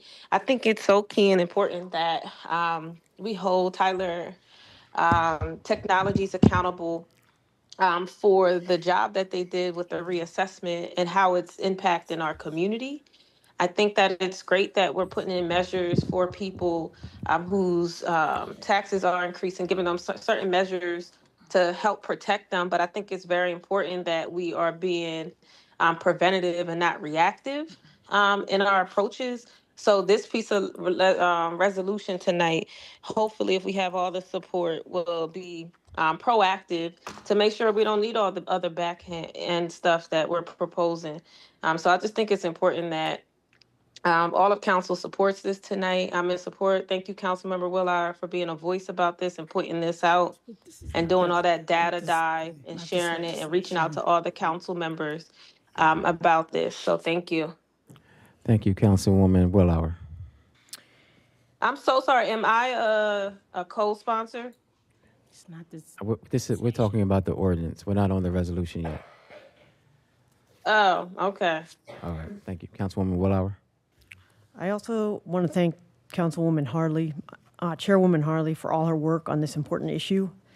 I really appreciate the fact that the administration has recognized that there are problems with the new assessment values and has recognized the need to reduce the burden on residents, especially elderly homeowners. When the budget was first introduced, the city had proposed that commercial properties would go from paying 42% of all property taxes to 29%, and residents would go from paying 47% of the city's total property taxes to 57%. By raising the tax rate on commercial properties, the city has made the decision to walk that back and keep the total amount paid by residents and paid by commercial properties much closer to what it was last year. But the problem with this substitute bill is that it will shift the tax burden that used to be paid for by large businesses onto small businesses. I don't think that's fair. Our small businesses, who are already facing rising costs of utilities, uncertainty due to potential tariffs, and other big challenges, shouldn't be asked to pay more than their fair taxes because Tyler Technologies, the consultant hired by Newcastle County to do the reassessment, made mistakes in its assessment of Wilmington properties. Instead of creating separate rates that will greatly increase the taxes of many small businesses, the city needs to make sure the assessment values are fair and correct, and then use them to charge taxes that are fair for everyone. I won't be supporting these new tax rates. Thank you, Councilwoman Oliver. Thank you, Mr. President. I, too, commend Councilwoman Harley. I commend the new administration for at least trying to come up with something, because this was done by Newcastle County, and this was under Mike Przicki's administration, who I think could have did a much better job instead of allowing this unfair tax assessment to even continue. I represent the 3rd District, so I have a lot of elderly people who are already struggling with their taxes, their more power. We're talking about food increase, and we're just talking about everyday life issues. And a lot of them don't even have time to watch City Council anymore because they're struggling with just regular life issues. Like I said, I applaud everybody for doing the best they can do. As some of our council members said, we just help with the bag. But I'm going to be voting present on this legislation tonight, just due to the fact of listening to all the constituents and the recalls that I have received from the 3rd District, who the residents who are seniors, and not just seniors, they don't even know how to fill out the link, and they're not familiar with the process. That's why I did ask in the committee meeting, maybe we can do something in the lobby for constituents who do not know how to fill out this tax assessment, or and that's what it is. So for that, like I said, I do appreciate this administration, who had nothing to do with this, who is holding the bag. But based on everything I've heard and listened to the constituents in the meetings that I have attended in the 3rd District, and everybody's struggling with this tax assessment. I mean, I live in a 2-bedroom on the east side, and they are pricing my house as if the houses that they're pricing on Bennett Street was going for like $250, $300, and I live by the funeral home at 2-bedroom. My house is nowhere near that amount. So for that, I'll be voting present. Thank you. And if someone could turn down their cell phone, it'd be well appreciated. Thank you, Councilmember Hackett. Thank you, President. I just want to thank the chair, Finance Chair, Councilwoman Harley, for all the work that she's done. The new administration, once again, this fell on you guys' lap. But just want to, follow up with a few things. Councilwoman Willard, thank you so much for the work. When she first walked into office, this was the first thing that she was on. And seeing people come today and speak about it, it's just outrageous how own people in our community, constituents, can come up and tell you and the numbers, the rates, everything that's wrong with the system. But Tyler Technology that got paid $15 million couldn't get it right. So it's just outrageous. I don't understand it, but once again, this is out of our control. But the one thing we do control, and we're all saying here today, is to try to figure out how we make it better for our residents and our constituents here living in the city of Wilmington. So tonight, I'll let you guys know I will not be voting. I'll be voting no on this. So, I hope we come to the table. I think a lot of times we look at it and everybody says we don't have enough time. But when it comes to our constituents and our people, we got to make the time. So there we go. Thank you, Councilmember Spadola. Thank you, Council President Congo. I think two things can be true here. One, Tyler Tech did an awful job in the city, and they almost said so as much on some of the meetings. And we'll get more into that with the resolution. But we still have, the city charter still says we have to pass a balanced budget by the end of May.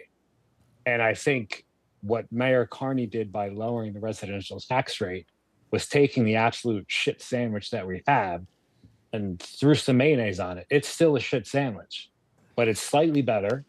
And again, I want to hear an actionable solution from somebody that we can get these probably the year it would take to get an accurate assessment of all the houses in Wilmington. How are you going to do that in 9 days?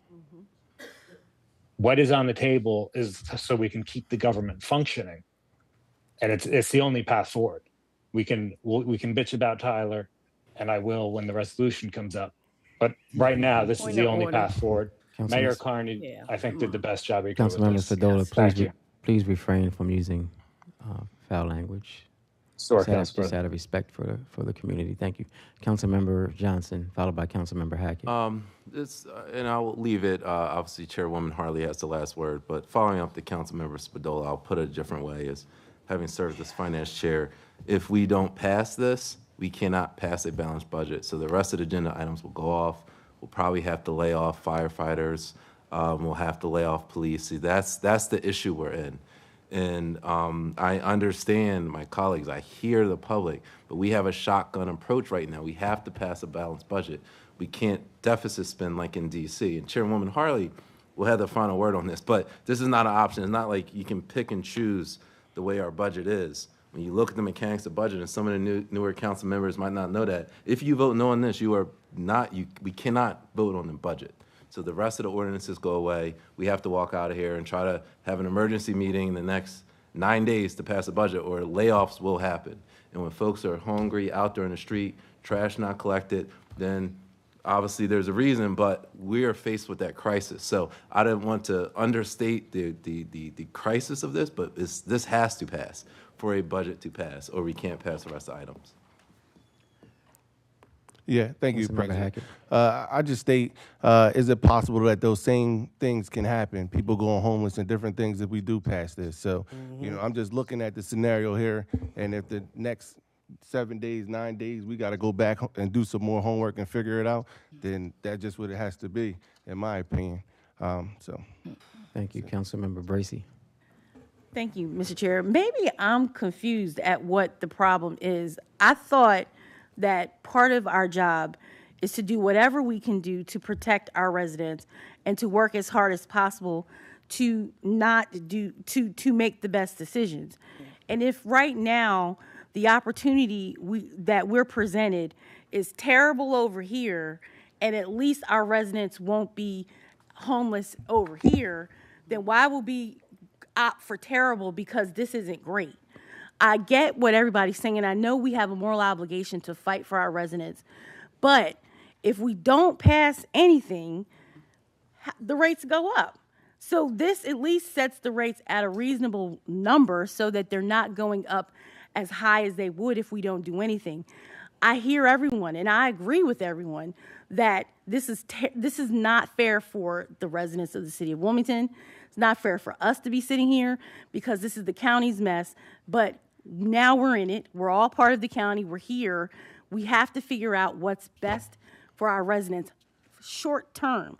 This isn't a long-term solution.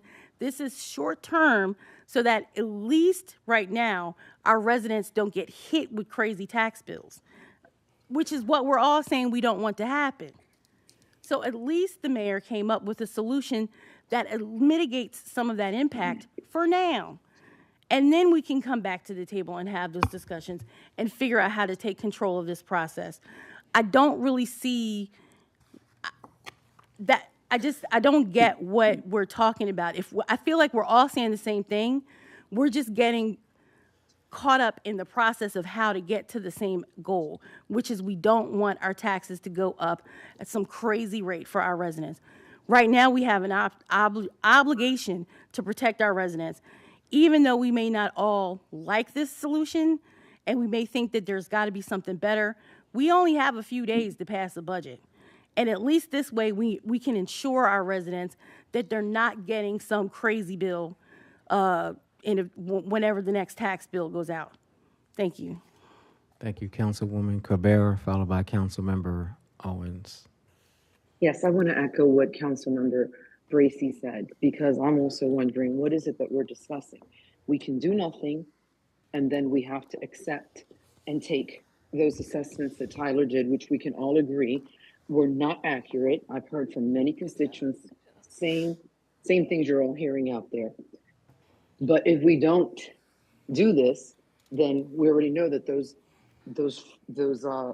assessments are going to go forward if we do nothing.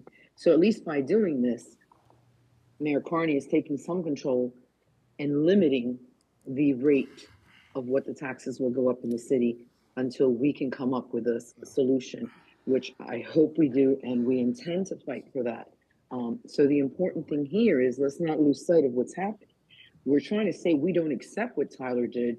So in lieu of raising the rates that they're recommending, we're going to go lower so that it's fair across the board and that our residents don't feel the pinch that they would feel if we did nothing and we allowed the Tyler assessments to go. So I'm hoping that the people that are there that spoke very eloquently and very passionately understand what this resolution does, as well as my council colleagues, because we do have to pass a budget, and in lieu of doing nothing, then guess what? They're going to have to pay more. So those are my 2 cents. Thank you. Thank you, Councilmember Owens. Yes.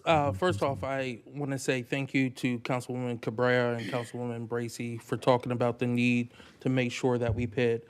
We can't just do anything, and that we need to put a small increase there to limit the just out of control increase that could potentially happen. I hope that means y'all will be supporting rent stabilization. But on this piece here, I want to talk about the fact that it's inequity, right? This is built off of inequity, right?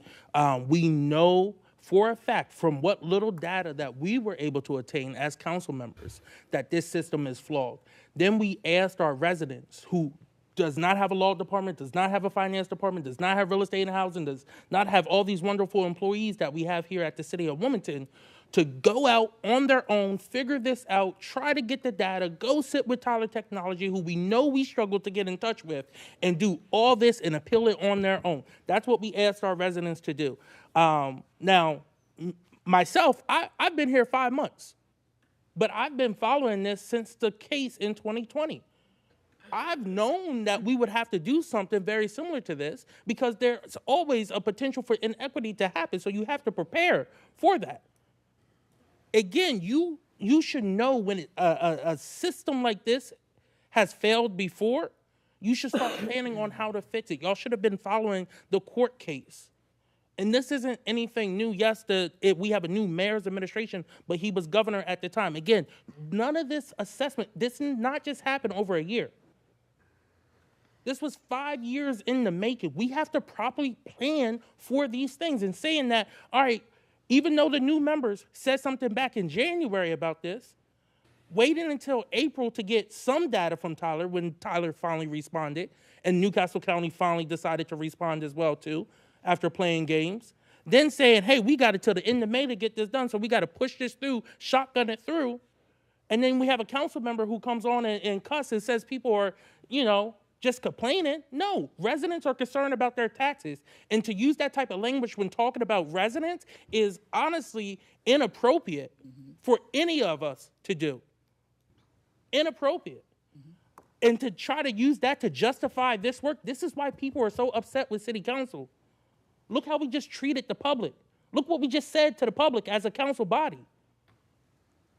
This is, again, the issue. We cannot just keep rubber stamping deeply flawed processes and policies.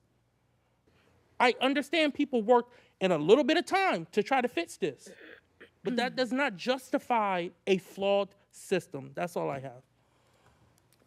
Councilmember Oliver. Thank you, Mr. President. This is why this is called a democracy, and listening to my colleagues, and this has been great dialogue, but I must say I am in favor of passing a budget. I mean, I'm a senior legislator. I know how important it is. I never vote no on a budget because I don't want someone to break in my house and I'm not able to call the police. I don't want to call boo-boo. I want to call the police. I want to wake up on Monday morning and my trash is picked up. I don't want my trash in front of my house for cats to be out there. I don't want to see someone overdose and I can't call the EMS services to come get them from in front of my house. So as hard as this is, and it's inequity, I get it, and I'm with it 150%. But I do have to have, this is just my opinion, I'm really against this deep down inside, but I do have to vote on this budget because this budget is about all the residents in the city of Wilmington, and I wouldn't want, as I said, I'm not going to repeat it, but I don't want boo-boo breaking in my car and I can't call 911. So for that reason, I am going to have to change my vote, and I'm going to vote for this piece of legislation. Thank you, Councilwoman McCoy. Thank you, Mr. President. So I just wanted to make certain that we cleared just a little bit up, only because it seems as though they've made it seem as though the information that was received from Tyler, that we've had it so far in advance, and it seems as though we actually got that stuff pretty much simultaneously as administration did. They did some type of, we were like, people need to opportunity to appeal. We need more time. You guys are not doing what you need to do. And then they gave us an extension. So there was an extension created, and then that took even longer for us to get the data. And then when we finally got the data, it literally sat in our lap, and we were like, well, what is this? Because we had no understanding, no methodology, and they weren't really forthcoming with coming to explain it to us. So here we are with, we have two brand new administrations, as they said, holding the bag, trying to figure out what's the best foot forward. We don't want to see this go up. I'm so glad that the mayor did try to figure a way out. I'm like, honestly, I'm glad that, Councilwoman Willard made certain that she put something in the state that we have been asking. It needs to be acknowledged that we did not just lay down on this, that a lot of people were asking questions. I've seen council persons writing letters to the administration, council persons writing resolutions, asking for continuous meetings. We got to meet. This has not been something that just stood still, and even though I do understand where we are, just like Councilwoman Oliver stated, we're here to pass a budget. That is our mandate. That's the number one thing. We have to make certain that our city runs, and we don't have the luxury to keep on throwing trillions of dollars on top of something like our federal budget do. We got to make certain that it is balanced. So the reason why I will definitely vote for this and also the resolution, because I look forward to seeing how we could correct this, because a lot of those issues are actually happening in my district. Matter of fact, I gave her one of my one of the examples I gave. I like, look what they doing in my area too. So I know, I totally get it. But I just wanted to make certain that people understood that we definitely have been in this. This is the strangest space that I've ever been in. And I just want to make certain that we're doing everything that we need to do to take care of this, because we should not be in the same space again. That's all that I have. Thank you. Councilmember Spadola. Thank you, Council President. I'm glad to hear that some senior legislators have returned as adults in the room and are going to support this. As again, Councilmember Spadola. Point of order. Yes, sir. Please don't be don't Come on. state derogatory comments to your colleagues. Oh, no, I'm not. I'm complimenting Councilmember Oliver and recognize that we have to pass the budget. Two things can be true, as I stated earlier. The numbers from Tyler Technology can be awful. We have 9 days left to pass a balanced budget, and shouting at the top of our lungs isn't going to change that. So I appreciate the comments, but I'm not going to be lectured by a council member whose first legislation was to try to allow for council to meet privately in back rooms. So let's pass this and let's keep this city functioning. Thank you. So he could just cuss at everyone? All right. Thank you.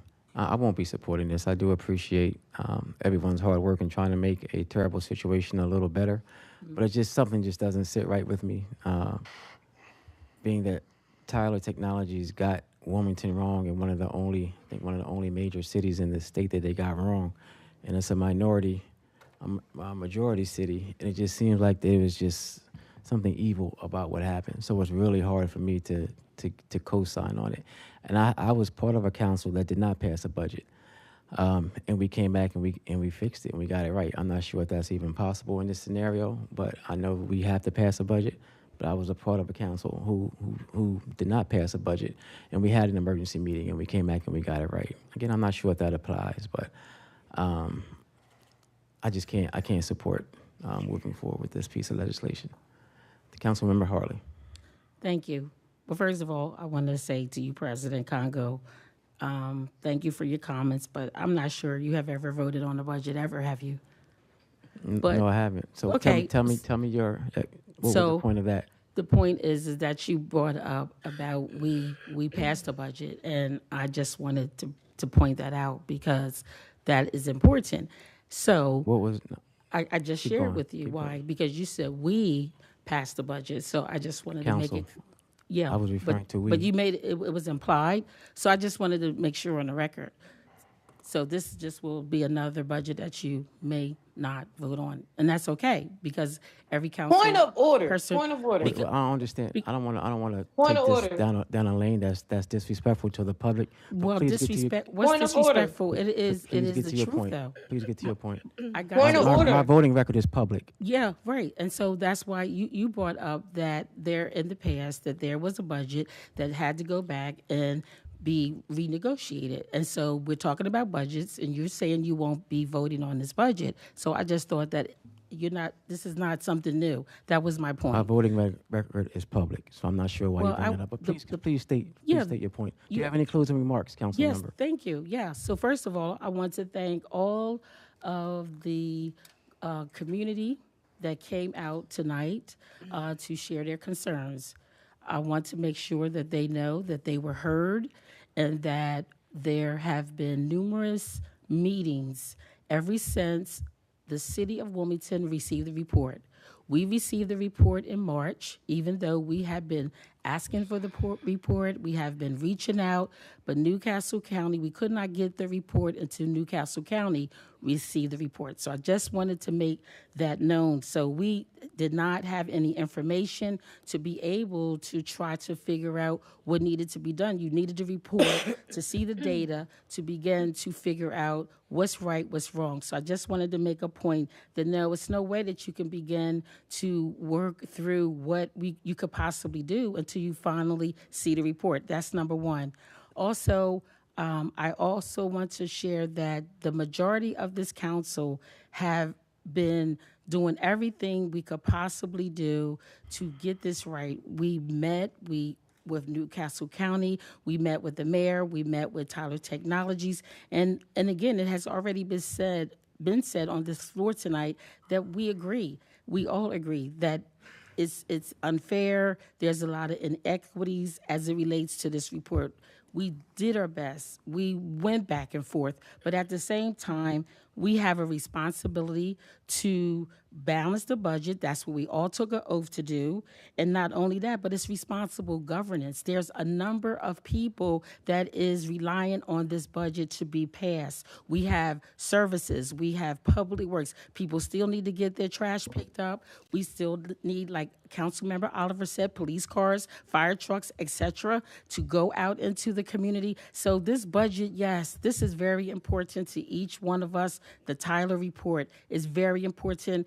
This conversation is going to continue. It could even go into possibly, I'm not saying that it will, but an actual lawsuit. That's how serious and important this is, not only to many of the council members, but even to the administration. So I just want to make sure that even though we are supporting or trying to get this budget passed tonight, we want the community to know that we're going to continue to fight, that no, we're not laying down, we're not leaning back, but we also know that we have a responsibility to make sure that people get paid, to make sure that benefits, health benefits get paid. There is a number of risks in this budget besides just the property assessment.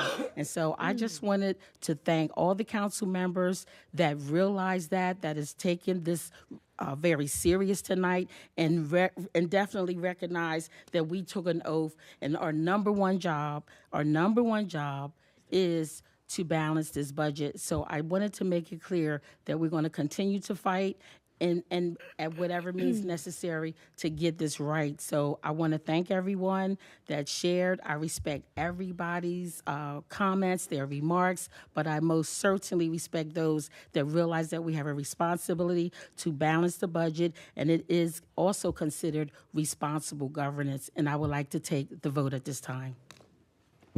Clerk, please call for the roll. Councilman Owens? No. Councilwoman Darby? No. Councilwoman Oliver? Yes. Councilwoman Harley? Yes. Councilwoman Willauer? No. Councilwoman McCoy? Yes. Councilman Johnson? Yes. Councilman Field? Yes. Councilwoman Bracy? Yes. Councilwoman Cabrera? Yes. Councilman Hackett? No. Councilman Spadola? Yes. President Congo? No. 8 yeas and 5 nays. Declared adopted. Mr. President, I have two ordinances that are companion pieces to present at this time. I have ordinance number 25-007 and 008.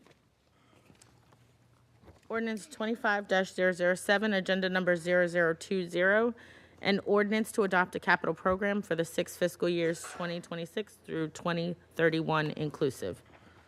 Mr. President, I move that it be known as the enacting clause of the ordinance and call for the yea and nay vote. Second. It's been properly moved and second that be known as the enacting clause of the ordinance and called for a yea or nay vote on the question. Yes, Mr. President, the 6-year capital program for fiscal years 2026-2031 is in the amount of $603,000, 728.163. This is an estimate of funds necessary to meet the future capital needs of the city. The breakdown is as follows: $116,173,239, and for the general fund, and $371,054,924. Seeing no hands raised. Clerk, please call for the roll. Councilman Owens? Yes. Councilwoman Darby? Yes. Councilwoman Oliver? Yes. Councilwoman Harley? Yes. Councilwoman Willauer? Yes. Councilwoman McCoy? Yes. Councilman Johnson? Yes. Councilman Field? Yes. Councilwoman Bracy? Yes. Councilwoman Cabrera? Yes. Councilman Hackett? Yes. Councilman Spadola? Yes. President Congo. Yes. 13 yeas. Declared adopted. Mr. President, I have an ordinance to present and call for the third and final reading. Ordinance number 25-008. Ordinance 25-008, agenda number 0021, an ordinance to adopt a capital budget for fiscal year 2026. Mr. President, I move that it be known as the enacting clause of the ordinance and call for the yea and nay vote. Second. It's been properly moved and second that be known as the enacting clause of the ordinance and called for a yea or nay vote on the question. Yes, this ordinance enacts the fiscal year 2026 capital budget in the amount of $198,000 and $198,732. Seeing no hands raised, clerk, please call for the roll. Councilman Owens? Yes. Councilwoman Darby? Yes. Councilwoman Oliver? Yes. Councilwoman Harley? Yes. Councilwoman Willauer? Yes. Councilwoman McCoy? Yes. Councilman Johnson? Yes. Councilman Field? Yes. Councilwoman Bracy? Yes. Councilwoman Cabrera? Yes. Councilman Hackett? Yes. Councilman Spadola? Yes. President Congo? Yes. 13 yeas. Declared adopted. Yes, Mr. President, I have an ordinance to present and call for the third and final reading. Sub-ordinance 25-009. Ordinance 25-009, an ordinance adopting the annual operating budget for the fiscal year beginning on July 1st, 2025 and ending on June 30th, 2026. Okay. Mr. President, I have a substitute to present in lieu of the ordinance. Substitute number 1 to ordinance number 25-009, revision 1 to agenda number 0022, an ordinance adopting the operating budget for the fiscal year beginning on July 1st, 2025 and ending on June 30th, 2026. Mr. President, I move that it be known as the enacting clause of the substitute ordinance and call for a yea and nay vote. Second. It's been properly moved and second that be known as the enacting clause of the substitute ordinance and called for a yea or nay vote on the question. Yes, Mr. President, I want to say good evening to my council colleagues and members of the public. The FY 2026 proposed operating budget ordinance before council this evening is a budget that was proposed by Mayor Carney, which includes the priorities of council. Mayor Carney presented the fiscal year 2026 budget to City Council on March 20th. City Council held 19 budget hearings for all city departments, inclusive of City Council and the Mayor's office during the month of April, from April 2nd to April 30th. First and foremost, I would like to thank my council colleagues as well as those members of the Finance Committee, Council Member, Vice Chair Bracy, and the rest that participated in the budget hearings. VI.Fact, the Wilmington Economic Financial Advisory Committee, certified the fiscal year 2026 revenue projections. Per charter, City Council must adopt a balanced budget, and it shall be the duty of the council at least 30 days before the end of the fiscal year to adopt the annual operating ordinance for the next fiscal year. The fiscal year 2026 general fund budget totals $201.7 million.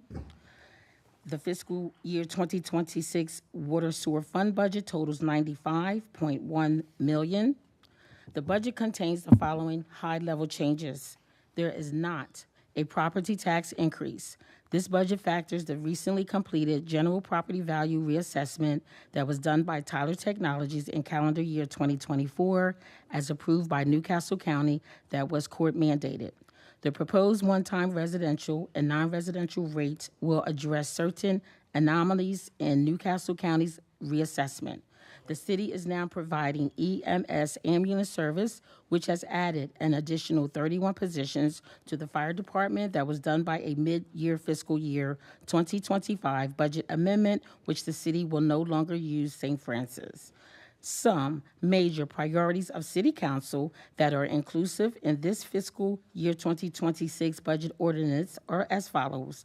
Public safety, $30,000 that's going towards the Police Accountability Board Citizens Review Board, $125,000 towards the Wilmington Police Department for Partners in Care, recruitment and retention, the Wilmington Fire Department. The administration will allocate a current position in Human Resource Department that will be used for citywide retention, as well as there is planned review of the Wilmington Fire Department to learn more of citizens of concern pertaining to retention, promotion, and exams. Neighborhood stabilization, $2 million, funding for the home repair program, alleyway assistance, tree removals.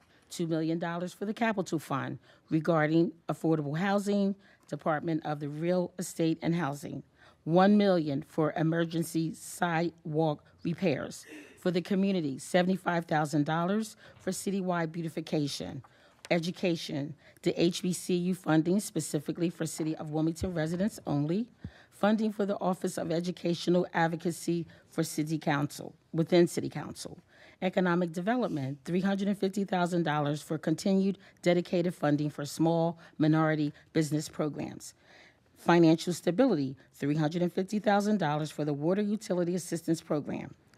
Also, we reduced the proposed water rate from 6.5 down to 5.5, which is $3.65 monthly increase based on 4,000 gallons usage. Our parks, $3 million for capital support for various parks citywide. Our council legislative mandates, $50,000 for residency assistance funds, $100,000 for traffic common devices, and $5 million regarding revitalization around affordable housing. In collaboration with the administration, a request for the state bond bill asking for the DGA, the Delaware General Assembly, that focuses on affordable housing.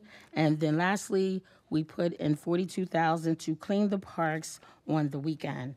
Mayor Carney and his team have been very amenable and inclusive with this budget process, and I commend Mayor Carney and his team, and I will now turn it back over to you, Mr. President.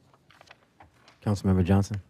I would like to first applaud Chairwoman Harley on a masterful job. I know we would talk many evenings about how hard the job of finance chair is and very exhausting, but it's I think one of the most important jobs in the city in terms of getting it right. And I would say to all those new council members, this gets it right. This one takes all in count, all of council's priorities are in there. It was not that easy with the previous administration. There's a lot of horse trading and a lot of sleepless nights. You know, we'll go back and forth, but Carney administration, to their credit, actually, his budget included all of council's priorities. So I don't need to belabor it much, but it should be 100% yes from everyone, even those who probably are squeamish of budgets. Look, we're never going to get a perfect budget, but this one enhances our neighborhoods, enhances senior home repair program, enhances our parks. Every single investment is towards the city of Wilmington and also stabilizing our neighborhoods, diversity efforts. Everything is hit. So it builds on what we did previously and just builds on top of it. I especially applaud she continued to keep in place and actually increase the amount of community funds council has, adding beautification dollars. She didn't, Chairwoman didn't mention that, but that's important because we get beautification requests. So now we have additional funds that we can give to neighborhood groups. So I really applaud Chairwoman Harley, masterful job. And those on the Finance Committee, Vice Chair Bracy, this should be a yes from everyone. And again, if you don't like everything in it, I get it, but you need to put yes because you're gonna make, your constituents gonna use this too. So I appreciate the work. Thank you, Finance team. Thank you, Councilwoman Oliver. Thank you, Mr. Chair. I too would like to commend Councilwoman Harley. I've been a little disappointed with because we usually talk every night. Now she's so busy I can't even talk to her. So nevertheless, I'd like to commend her for outstanding job, how she was really dedicated to this budget, and Councilmember Bracy. And I'd like to give special thanks to this new administration, the new mayor, the administration, the new energy that's in the atmosphere, and the collaboration.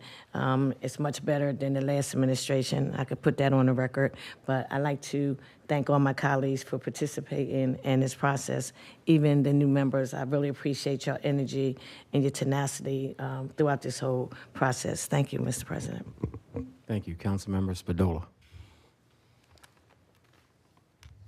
Thank you, Council President. I do want to congratulate Chairwoman Harley on a good budget. I thought her communication with the Finance Committee throughout the process was very good. I am going to support the budget. The few times I voted against it, it has been because of the council side of the budget. I am, again, not thrilled with the council side of the budget. Thankfully, overall, it's a small portion of the overall budget, but the council budget itself grew 20% or so again, which is, I think, embarrassing, especially when we want to hold other departments accountable for their spending. So I just ask, as we move forward, let's we don't need any more consultants. We don't need new positions. Let's solely focus on providing value to our residents and focus on that and put those dollars to more productive use elsewhere. Thank you. Thank you, Councilmember Haggett, followed by Councilmember. Thank you, Willow. President. Madam Chair Harley, congratulations. Listen, I'm gonna be honest with you, you have one of the most thorough communication skills ever. And I want to say thank you so much for a new council member keeping me updated always on the process, how it works, and that meant a lot to me. So thank you so much. I do want to note and want to say thank you to the administration. I think they proposed a new rate on the water, which looks like it's going to save the city of Wilmington residents almost $500,000. So thank you so much on those efforts and everything that you guys have done since you guys have been in. And once again, for the city council, thank you so much for all your support and just helping me get through this process as a newly council member. So thank you. Thank you, Councilmember Willow. Yeah, I would also like to thank the administration for working with council on this budget, for your transparency and collaborative approach. And I want to thank the staff for training us up as new council members on the budget process, and Chairwoman Harley for your leadership as finance chair. I think it's a good budget that balances supporting growth with supporting neighborhoods, and it also invests in the hardworking employees of the city of Wilmington. Thank you, Councilmember Bracy, followed by Councilmember Owens. Thank you. Just want to echo everyone's sentiments. Chair Harley, you did a great job your first time out.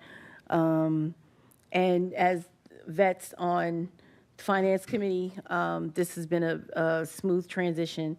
The administration listened. They came to the table ready, willing, and able to work with City Council, and it was apparent from day one. And it's reflected in this budget. And I just want to make sure that I'm on record saying thank you to the administration for hearing us, for acknowledging our list of concerns, and working with us to get even the beautification dollars in the budget, which may seem like a small thing, but especially for the district members, it's a big deal when they're able to go back to their neighborhoods and support their community. So just wanted to say thank you for all of the Finance Committee and all of the members that aren't on finance that showed up over these 19 these meetings that we had, 19 budget hearings. Councilman Hackett, Councilman Owens, Willauer, McCoy, we saw all of you throughout the process, and that's a testament to the care that this council has for the community. So just wanted to say thank you. Thank you, Councilmember Owens, followed by Councilmember Field. Yes. First off, I want to say thank you to Councilwoman Harley. I know the process probably wasn't the easiest. I know we didn't agree on everything, but you created space for us to be able to ask questions, get more information on the budget so that we can best represent our districts and also represent us as a city as well, too. I also want to thank Vice Chair Bracy for your knowledge and your help and guidance through this process. It's my first time going through this process, and I appreciate that. As well as Councilwoman Oliver and Councilwoman McCoy, all those days, this side, we had it locked down over here. I was sitting in the back row, though. But, again, that is what this process is all about, getting an understanding of where our dollars are going and how we can best use them to make sure that we're making a positive impact for our residents. So, again, I thank you for that first budget season, and I'm looking forward to getting to this vote. Okay. Councilmember Field. I also want to thank Councilwoman Harley I think she did a very good job in a tough position, which the finance chair job always is. I wanted to simply just state my concern with the city council portion of the budget for the record, just in the way that it continues to expand year by year. The 20% increase this year was the most of any department, and I believe it's 72% increase since 2023, which is by far the most of any other department.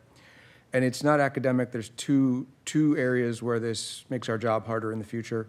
It does make it harder to challenge spending in other departments.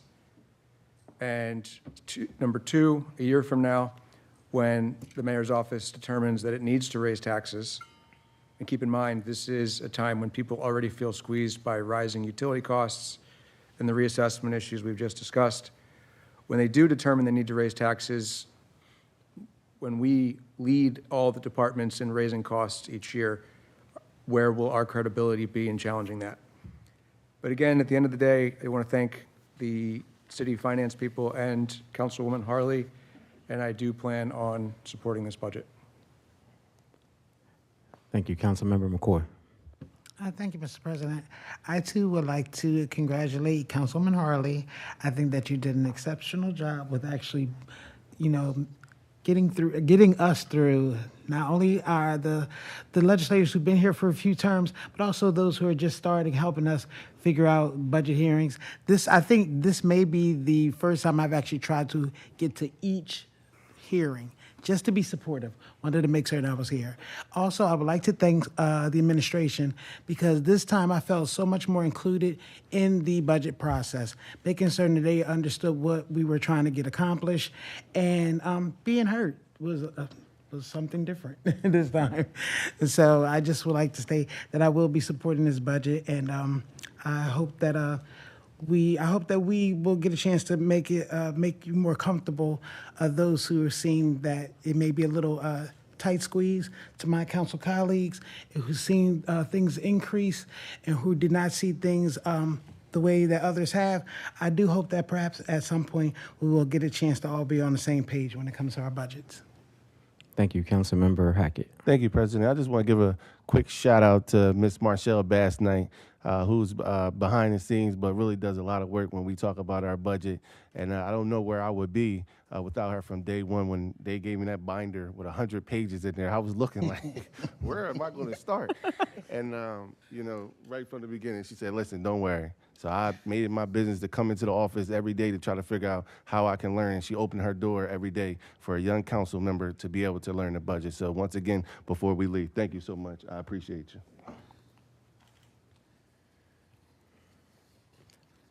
I'd also like to thank Councilwoman Harley. I'd like to thank Marshall. I'd like to thank the public in the community who came to the meetings and who signed in virtually just to be a part of our budget hearings. I know there is concern about council's budget, but I think that a lot of that budget is absolutely, most of it, all of it is absolutely necessary. It included raises for our staff, which were left out of a citywide study to get raises. So kudos to our staff. I don't want them to ever feel underappreciated. It also included raises for city council members. So I think that we have to be absolutely transparent when we're talking about why the budget went up, because we voted to raise our own salaries, and that is a part of why the budget went up. It also included an Office of Advocacy for Education, which I think is extremely important. I think that the city of Wilmington has to be at the forefront, has to be in the game if we're going to try to improve the outcomes of our Wilmington students. So I understand the budget did go up, I understand the concerns, but I think that if we look at why, I think that we can absolutely justify the reasons why. And with that, I will turn it back over to Councilwoman Harley. Well, thank you, Mr. President, and I want to thank all of my council colleagues for all of your remarks. But this is our budget, and my goal was to reach out and to connect with everyone to make sure that it was something in the budget that you wanted, that it was something in the budget that you cared about for your districts or your constituency. So that was my number one goal as the finance chair, to make sure that I listened to you, as my council colleagues, as I said, and definitely to represent you with the administration. And I want to say, no, this is not an easy job, okay? It is not. It is not an easy job, but I feel as though I am built for it. I am equipped for it, and I have no regrets. I want to say thank you to the administration because, as it has already been stated, it was no real push and pull like it has been in the past. And I just want to thank again each and every one of my council colleagues. We can agree to disagree, and to President, if you were offended by me basically making that remark, I want to apologize because I know you a little bit, and I know when you're offended, and I would like to publicly apologize to you if you were offended by that.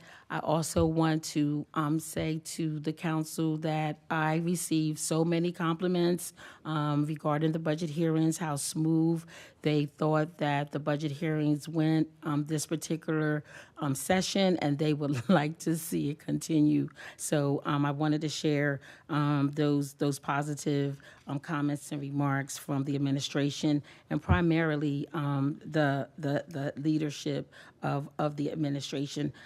So I just wanted to again ask my colleagues to support this budget ordinance this evening, and I already highlighted in this budget council's priorities. I'm not going to go through each one, but I will give you the high level: public safety, neighborhood stabilization, which definitely is a major impact for our community beautification, education, economic development, financial stability, the parks. We added additional money for parks on the weekend, and our council legislative mandates. So this revised budget this evening is a good, solid budget that best meets the needs of our residents and our business community.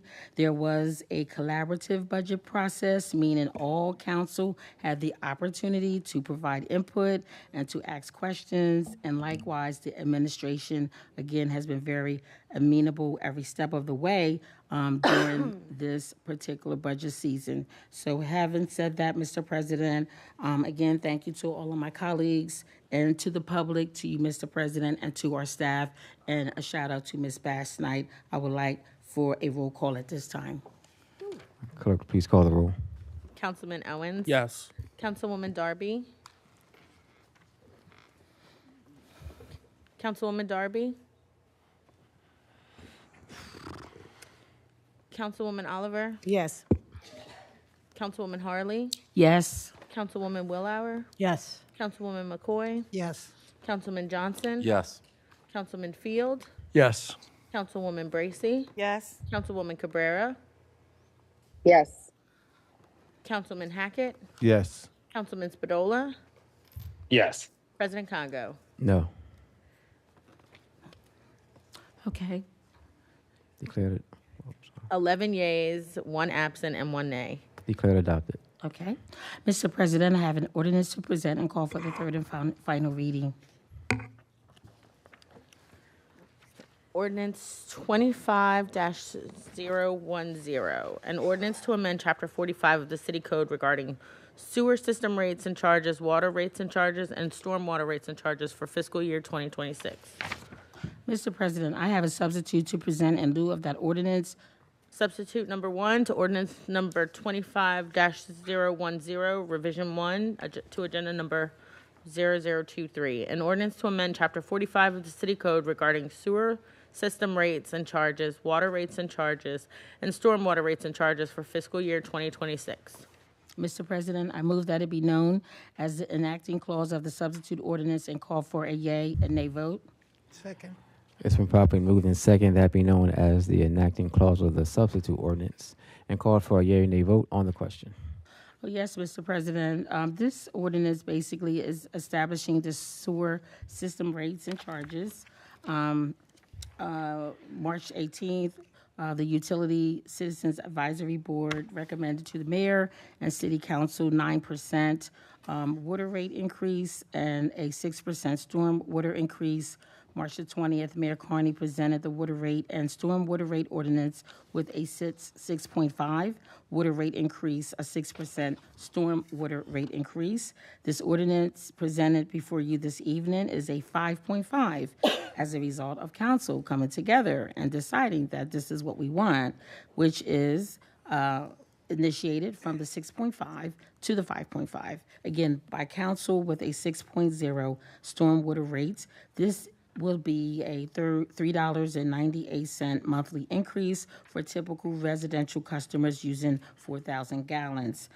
Wilmington water bills are the lowest, I just want to add, or the lowest in the region compared to Artesian, Newark, Delaware, Veolia Water here in Delaware, Philly, Baltimore, PA, and most importantly, the city has an aging water sewer infrastructure, and it does cost to maintain the system.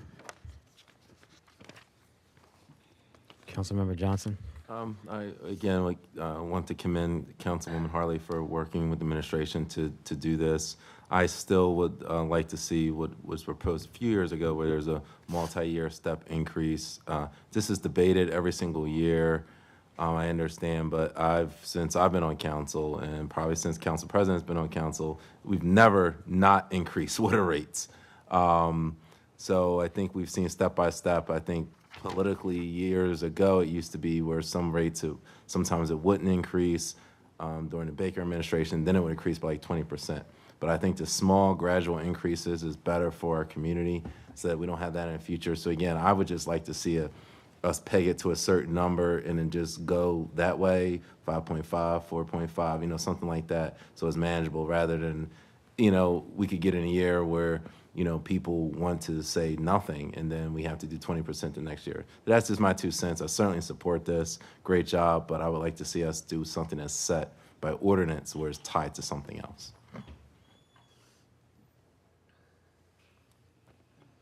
Councilmember Wallauer. This legislation is to raise water rates 5.5% to generate an extra $3.7 million from customers through their water bills. I 100% support paying to maintain our water infrastructure, but I believe that there are at least $3.7 million worth of city expenses that the city is charging to the water sewer fund as indirect costs that have nothing to do with delivering water sewer services. Instead of raising water rates, the city should reduce the expenses paid for by the water sewer fund by paying for these non-water city expenses with the general fund. Before I support an increase to water bills at a time when so many residents are struggling with the rising cost of food, gas, electricity, and other necessities, the city needs to do an in-depth review of what is being charged to the water sewer fund, who is paying their bills, and who is getting their bills written off, and what the needs are to maintain our water infrastructure long-term, so that we can make a decision based on a real understanding of the numbers before asking residents to pay more for their water. I won't be supporting this water rate increase. Thank you, Council Members Darby, followed by Spadola. Yes, good evening. I will be a no to this piece of legislation. I also was a no to the other one, but couldn't get off mute quick enough. But I'm definitely a no for this piece of legislation. I think it's irresponsible to continue to raise people's water rates every year without putting in preventative measures to protect people, the most vulnerable populations, from water shutoffs, and even codifying the foreclosures for water debt, and also looking at affordability and what that looks like for the city of Wilmington. I have proposed in my last term every year for the city of Wilmington to do an assessment for us to figure out what an affordability program would look like for our city. Every year, our city council in my last term, I had proposed ways to protect people who are elderly, disabled, who have children in their homes from living in a home with no water, because the city will cut off their water for being behind. And there's other ways that we can hold people responsible for their bills than being cruel and inhumane and allowing shutoffs to continue to happen. So I am not in support of this because City Council has not been in support of making sure that we have preventative measures. I am not talking about a fund to wait for people to get into debt and then we provide them with a little bit of help and put them on a payment plan that they can't afford anyway, and they end up right back in the same position. And that's the majority of people's stories here in the city of Wilmington. It's nice to have the fund, it's cute, but it's not, it's very reactive, and it waits for people to get into debt before we assist them. So I'm a no to this. I was no to the one before, just for the record, even though it would probably still say absent, but thank you. Thank you, Councilmember Oliver. Thank you, Mr. President. Being the chair of Public Works, I disagree with Council Member Willow. There was $40,000 carryover from Water Assistance Program. That's been a great program that council members from the last session, with Mr. Johnson suggesting and all of us having our, collaborating on the budget. And now this year, there's additional $250,000 in the water bill. I've said it 100 times. I get my nails done.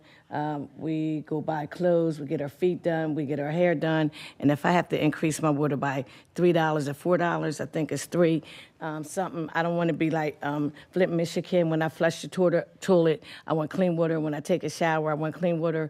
And we have one of the cleanest water systems throughout the region. People brag about it all the time. We had a flood. They had a leak in Philadelphia, dirty. I can't think of what happened up there, but when it hit the Brandywine, our water system was so awesome that no one in Wilmington was even bothered by the big, it was a big leak up there. I don't have the information. I just can't think the top of my head because I didn't expect you to say that, but I can't, I couldn't sit here and just hear you talk about our water system. You went on tour with us, but I'm not going to go there. But I'm here to tell anybody that anybody needs any help. Your bill could be $300, $400, or they give up to $1,500. I know a lot of constituents in the 3rd District are constantly thanking me for this water system program. And in this budget, we even gave more money. I'm not saying it's always right, but if anybody's complaining about their water, they're not coming to the city of Wilmington asking about it, because we have $40,000 carryover. And I just met with Brett Taylor about that the other day. So I just had to just put that on the record, and we can continue. Thank you, Mr. President. Thank you. Councilmember Owens. Yes. Again, I just want to bring this up. I brought this up during the budget hearings and everything. In my district, I have multiple streets right now that for almost a year have not been able to get their proper water pressure. Their streets are tore up right now.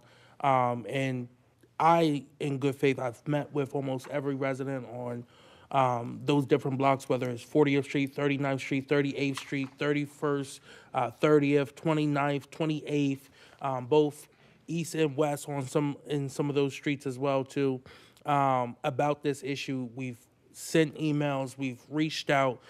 Things still have not been fixed in my district, and I, again, talking with my NPC, talking with my 3 civic associations, all the residents are asking not to raise it.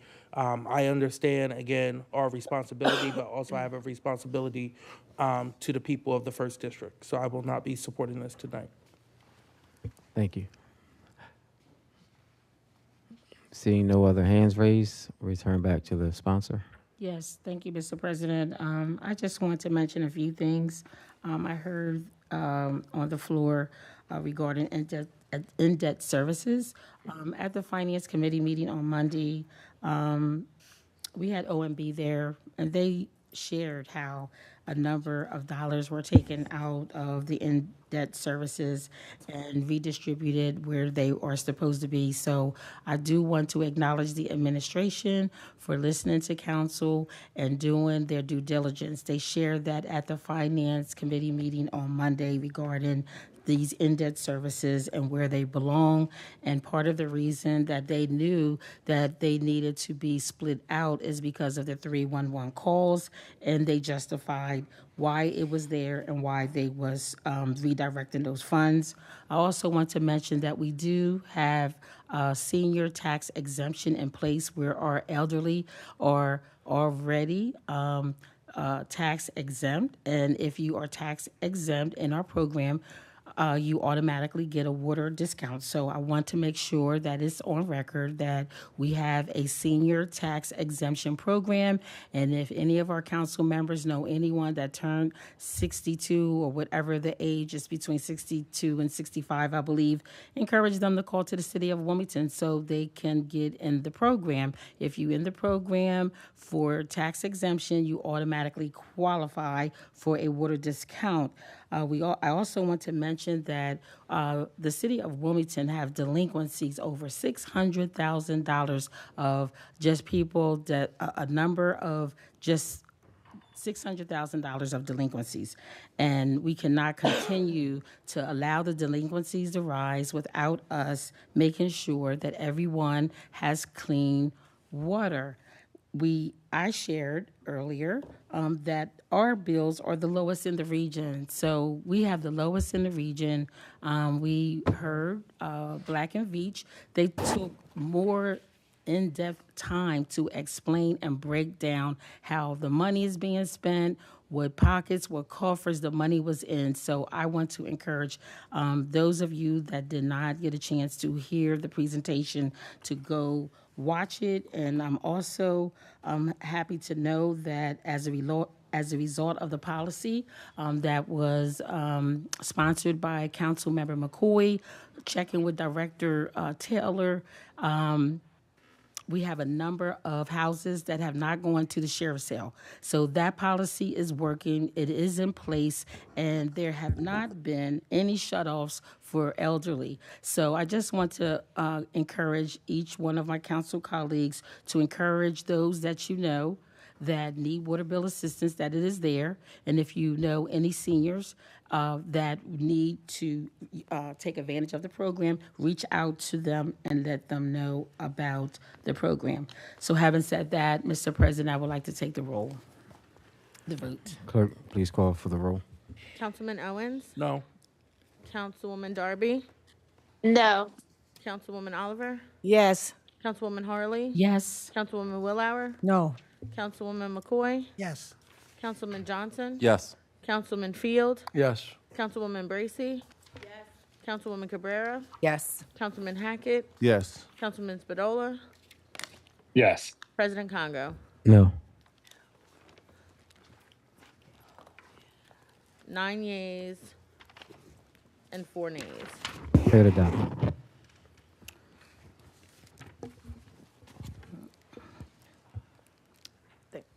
Mr. President, I have an ordinance to present and call for the first and second reading. Ordinance number 25-021, agenda number 0048. An ordinance to authorize and approve an agreement for third-party claim administrative services between the City of Wilmington and PMA Management Corporation.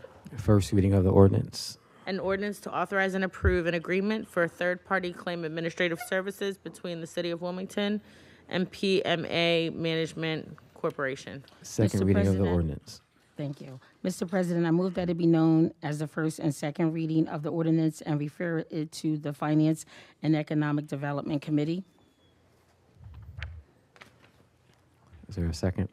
Second.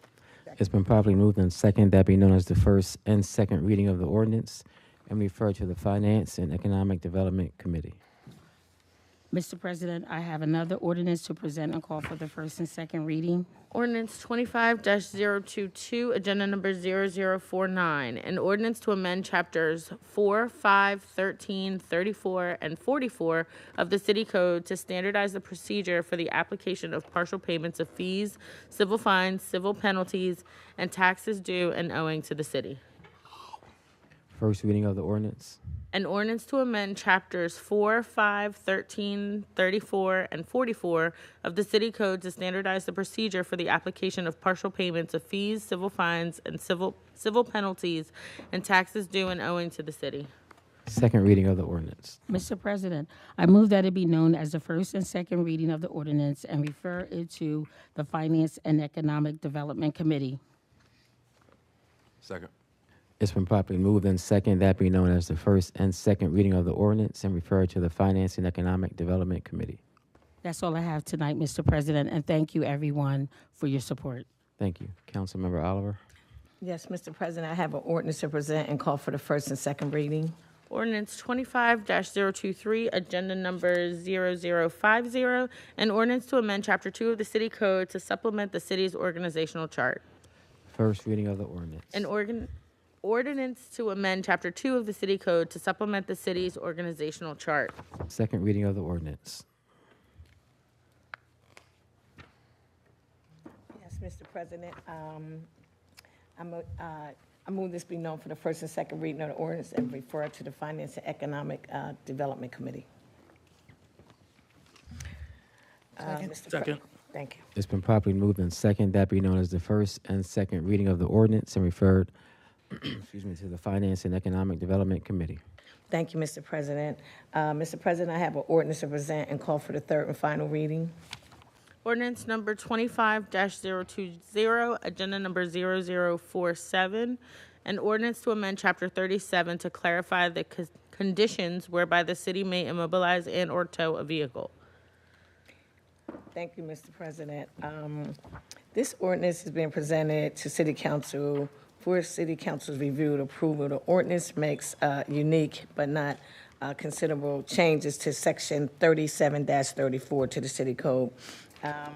What occurred in that section was there was a lot of inconsistencies which caused the group to sue the city and win due to the inconsistent language. So what the attorney did was just collaborated and cleaned up Section 37-25 to the City Code. Councilmember Willauer. Yeah, I'd like to be added as a co-sponsor. Thank you, Councilwoman Oliver, for this excellent piece of legislation. Thank you. See no other hands raised. Councilmember Owens. Can I also be added as a co-sponsor to this, please? Thank you. Any other comments, Councilmember Oliver? No, I think, I do know Councilman Bracy told me that she wanted to be a co-sponsor. I'm sorry. She had to use the restroom. She would have to be present. Okay, I'm sorry. All right. Okay. Clerk, please call for the roll. I move this be known for the enacting clause of the ordinance and call for the yea and nay vote. Thank you. Councilman Owens, Yes. Councilwoman Darby, Yes. Councilwoman Oliver, Yes. Councilwoman Harley, Councilwoman Willauer, Yes. Councilwoman McCoy, Yes. Councilman Johnson, Yes. Councilman Field, Yes. Councilwoman Bracy, Councilwoman Cabrera, Yes. Councilman Hackett, Yes. Councilman Spadola, Yes. President Congo. Yes. 11 yeas and 2 absent, sorry. Declared adopted.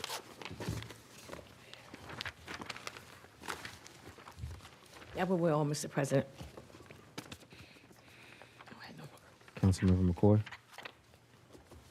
Thank you, Mr. President. I have a resolution to present. Resolution 25-028, agenda number 0051. Whereas pursuant to Section 2-363 of the City Code, City Council deemed it necessary and proper to specify the requirements for review and approval of city-sponsored grant applications and proposals, including authorization for expedited grant. I move this resolution be received, recorded, and filed, and adopted by a yea and nay vote. Second. It's been properly moved and second the resolution be received, recorded, filed, and adopted by a yea or nay vote on the question. This resolution authorizes the Wilmington Police Department's grant application to the State of Delaware Special Law Enforcement Assistance Fund, which is known as SLEAF, in the amount of $86,000. The proposed grant funds will be used to purchase 10 automatic external defibrillators and to replace the outdated ones, non-functioning equipment, and then also 300 flashlights to replace aging flashlights that are mounted on department-issued weapons. And there are no local matching funds. So just to be clear, when we were at the committee meeting, they asked about flashlights. These are not regular ones that are just on your hip. These actually are attached to weapons. So I just want to make certain that's clear.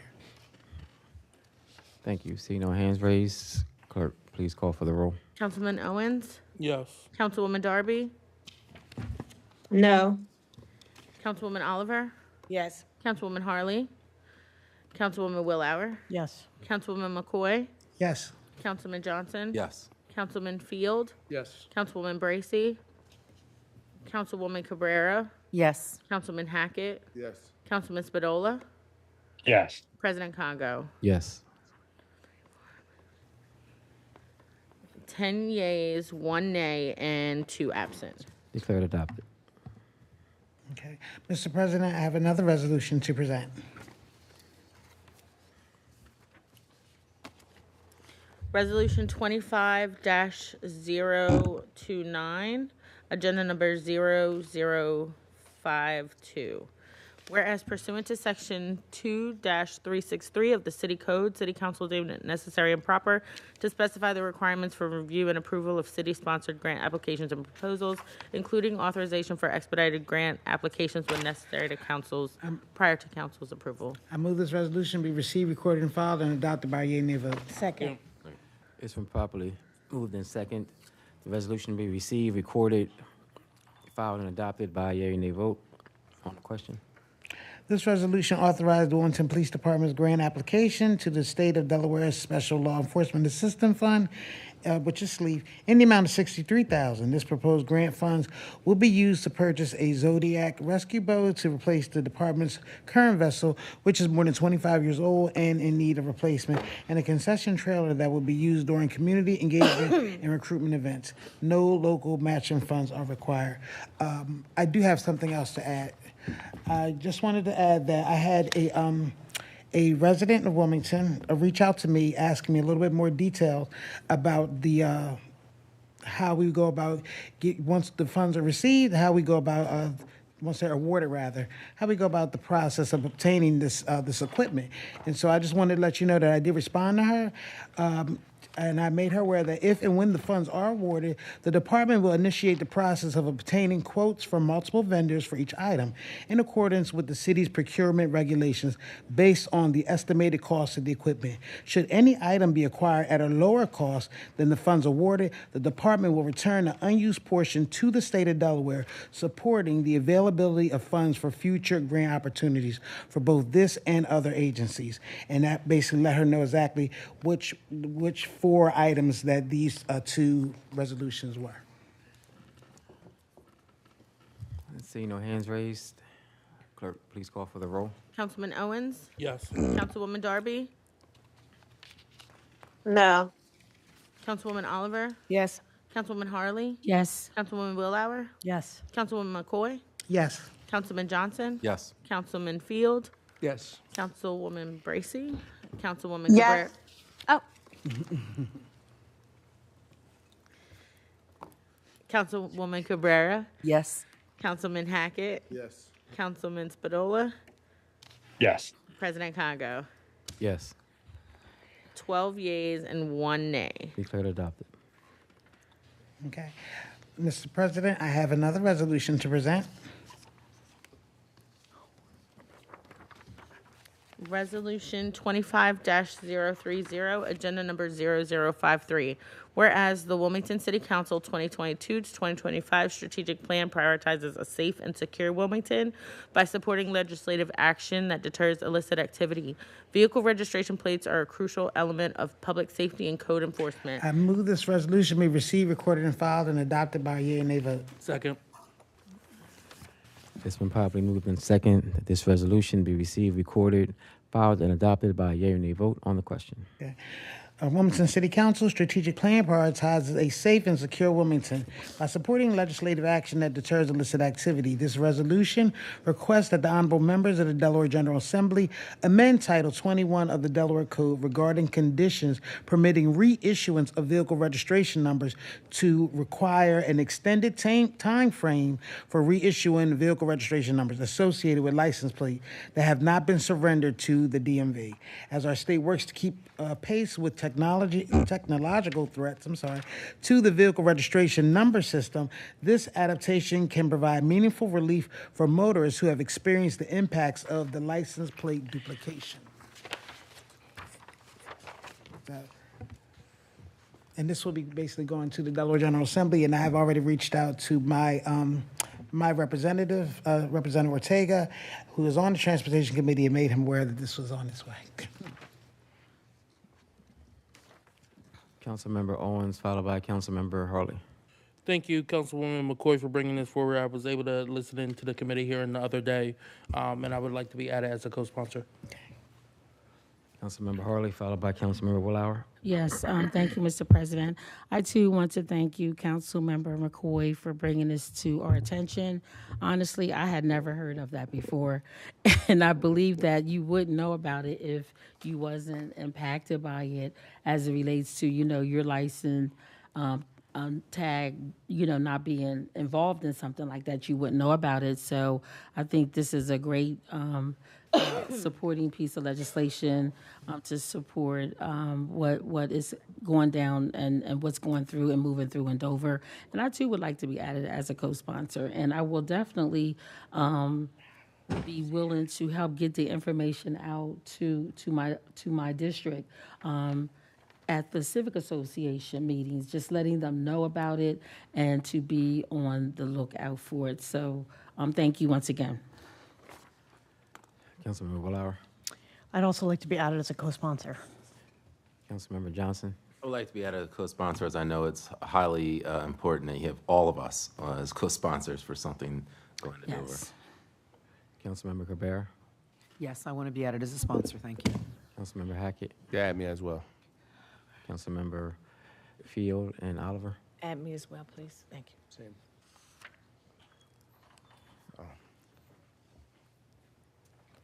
I would also like to be added, and Councilwoman Bracy is coming, so I would let her have a chance to speak to it. Oh, Councilmember Spadola. Yes, please add me as a co-sponsor. Councilmember Bracy. Please add me as co-sponsor, please. All right. Any further comments, Councilmember McCoy? Yes. So to Councilman Harley's suggestion, basically, you probably wouldn't know about this unless you've been affected. What you can tell your constituents or the residents at the Civic Association meetings, that if they come upon any types of red light cameras or easy passes, make certain that the cars that they are looking at are actually their vehicles and not just their license plate, because that's what you'll end up seeing. Okay? Thank you. Clerk, please call for the roll. Councilman Owens? Yes. Councilwoman Darby? Councilwoman Oliver? Yes. Councilwoman Harley? Yes. Councilwoman Willauer? Yes. Councilwoman McCoy? Yes. Councilman Johnson? Yes. Councilman Field? Yes. Councilwoman Bracy? Yes. Councilwoman Cabrera? Yes. Councilman Hackett? Yes. Councilman Spadola? Yes. President Congo? Yes. 12 yeas and 1 absent. Declared adopted. Okay. And Mr. President, I have an ordinance to present and call for the first and second reading. Ordinance number 25-024, agenda number 00054, an ordinance to amend Chapter 44 of the City Code regarding the exemption of elderly persons and disabled persons from real estate taxation.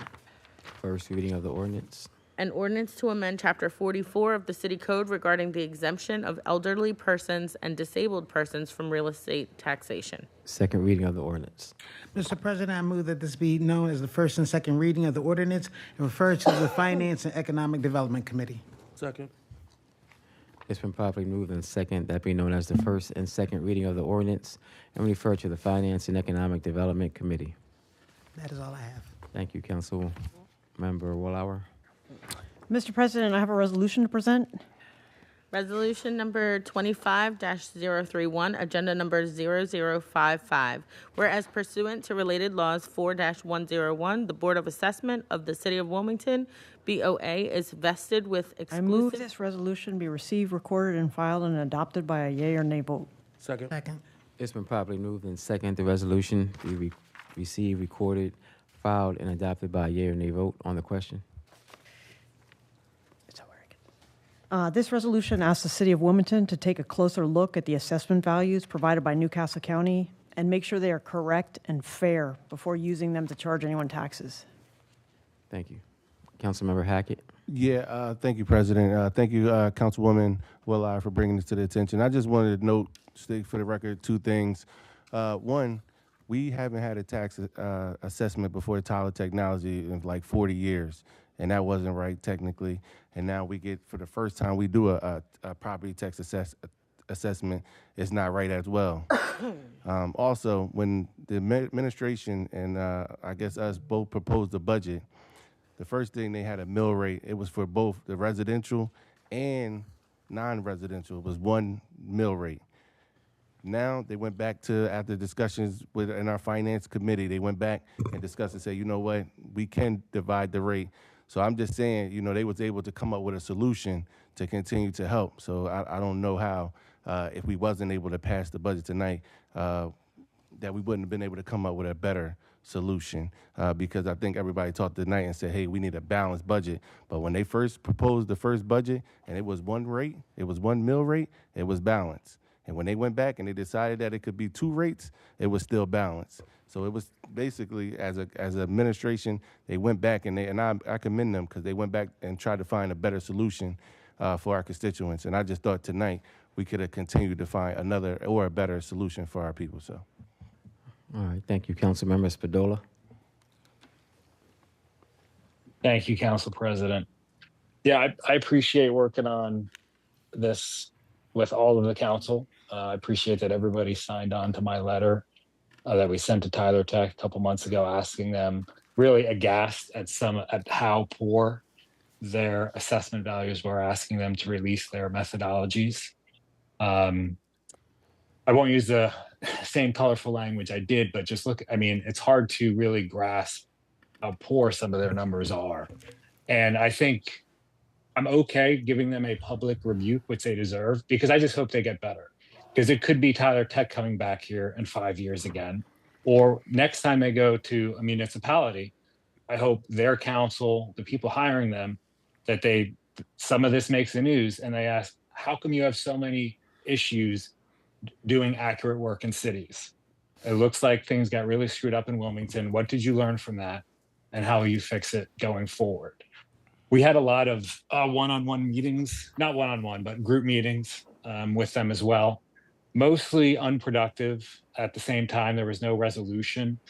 If anything, it brought me more concerns, because I understand, you know, you do the mass appraisal, you have the one person go to the house and you come up with an assessment. I think what bothered me the most is that their informal appeal that they had, it was really a sham, I would say. I think that's fair to call it that. People appealed their initial value, which was very high.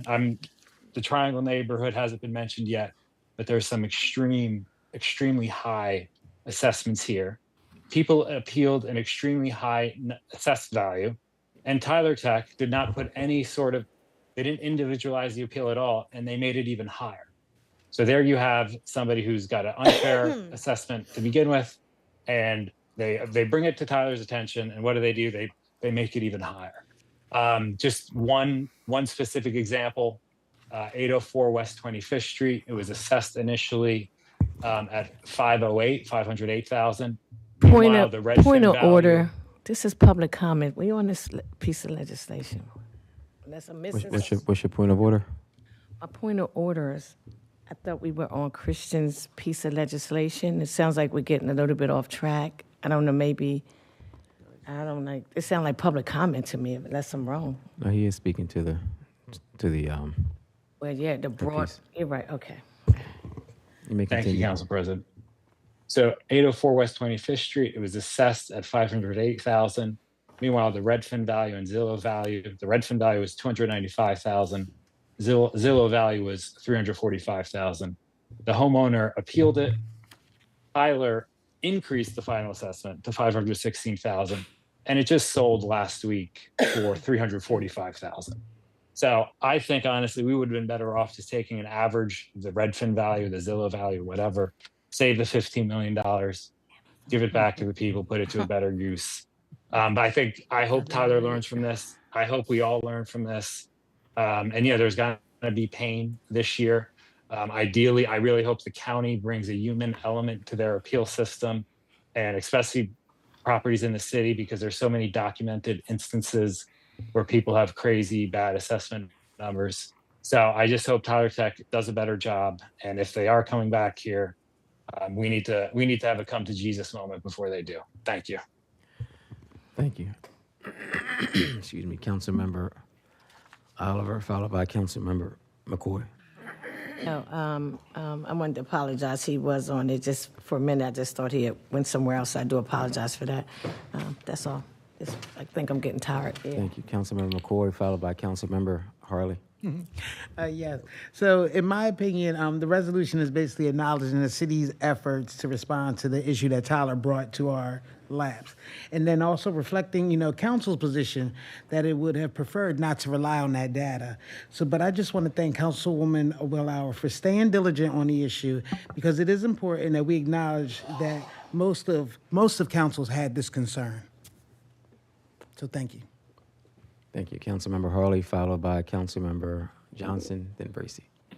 Oh, yes. So thank you, Mr. President. I want to thank Councilmember Willauer, along with all the other council members that was very concerned about this. I want to thank her for the research and how she was definitely staying on it and just being very adamant and persistent.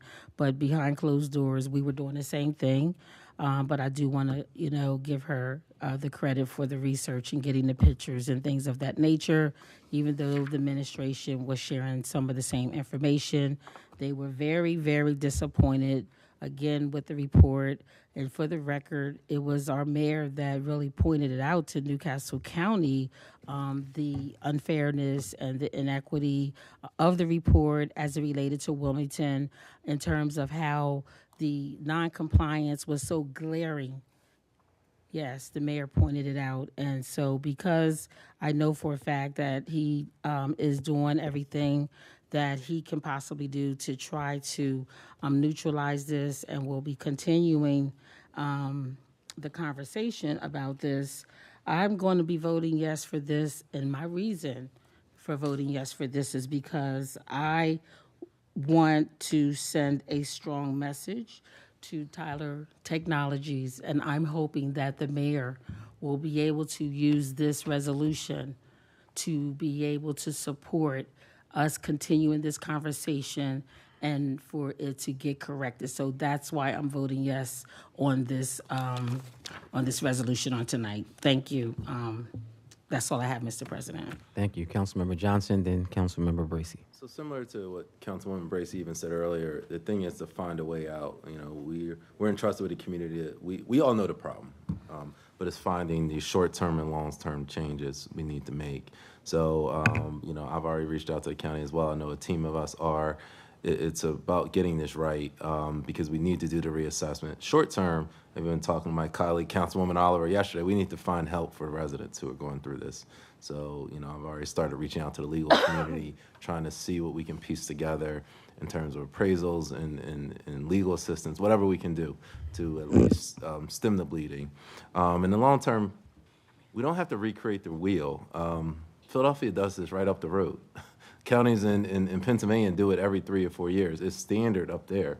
So similar to what we've done with public safety, maybe we just need to take a ride up there and see how they do it right, or what they get wrong, or what company they use, and adapt it for Wilmington. So I don't think we need to recreate the wheel, because jurisdictions all over the country do this.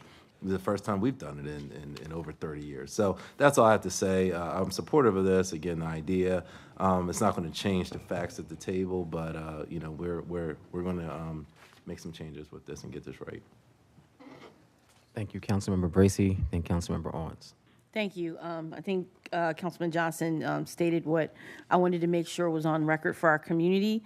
I am going to vote yes on this because it's symbolic of our disgust for what's happening with this assessment process and with Tyler Technologies. However, for the purpose of making sure that there's clarity with our constituents, this changes absolutely nothing. It was required by us to accept the county's rate on March 1st if the council didn't take action back then, and we didn't because we were still trying to figure all of this out. So there's nothing we can do about the rate as far as this resolution. It is basically symbolic of us unifying and saying this is not acceptable and that we are going to continue this fight. So I just want to make sure that we don't give false hope to our residents that by doing this, this changes the trajectory right away. We still have a long fight ahead of us because, again, we don't control this. This is controlled by the county. Our Board of Assessments they have to work within the laws of the state of Delaware. And so we still have a long way to go with this. So I just want to make sure that that's clear for our constituents, that we are indicating that we are in this fight and that we are in this fight with the administration and we're not backing down. And I want to commend Councilwoman Willauer and everyone that's been in front of this, Chair Harley and all of those that have been meeting with the administration, President Congo, all of those that have been meeting to try to come to some resolution as to how we can address this as a city with the county. Thank you. Thank you. Councilmember Owens, followed by Councilmember Carrera. First, I want to say thank you to Councilwoman Christian Weller for this. I would like to be added as a co-sponsor. And again, the data is very clear. The impact is as well, too. What Tyler Technology delivered for the city of Wilmington is unacceptable. It's unfair, and it puts an undue burden on a lot of our working families and our homeowners here in the city of Wilmington. So I look forward to supporting this tonight.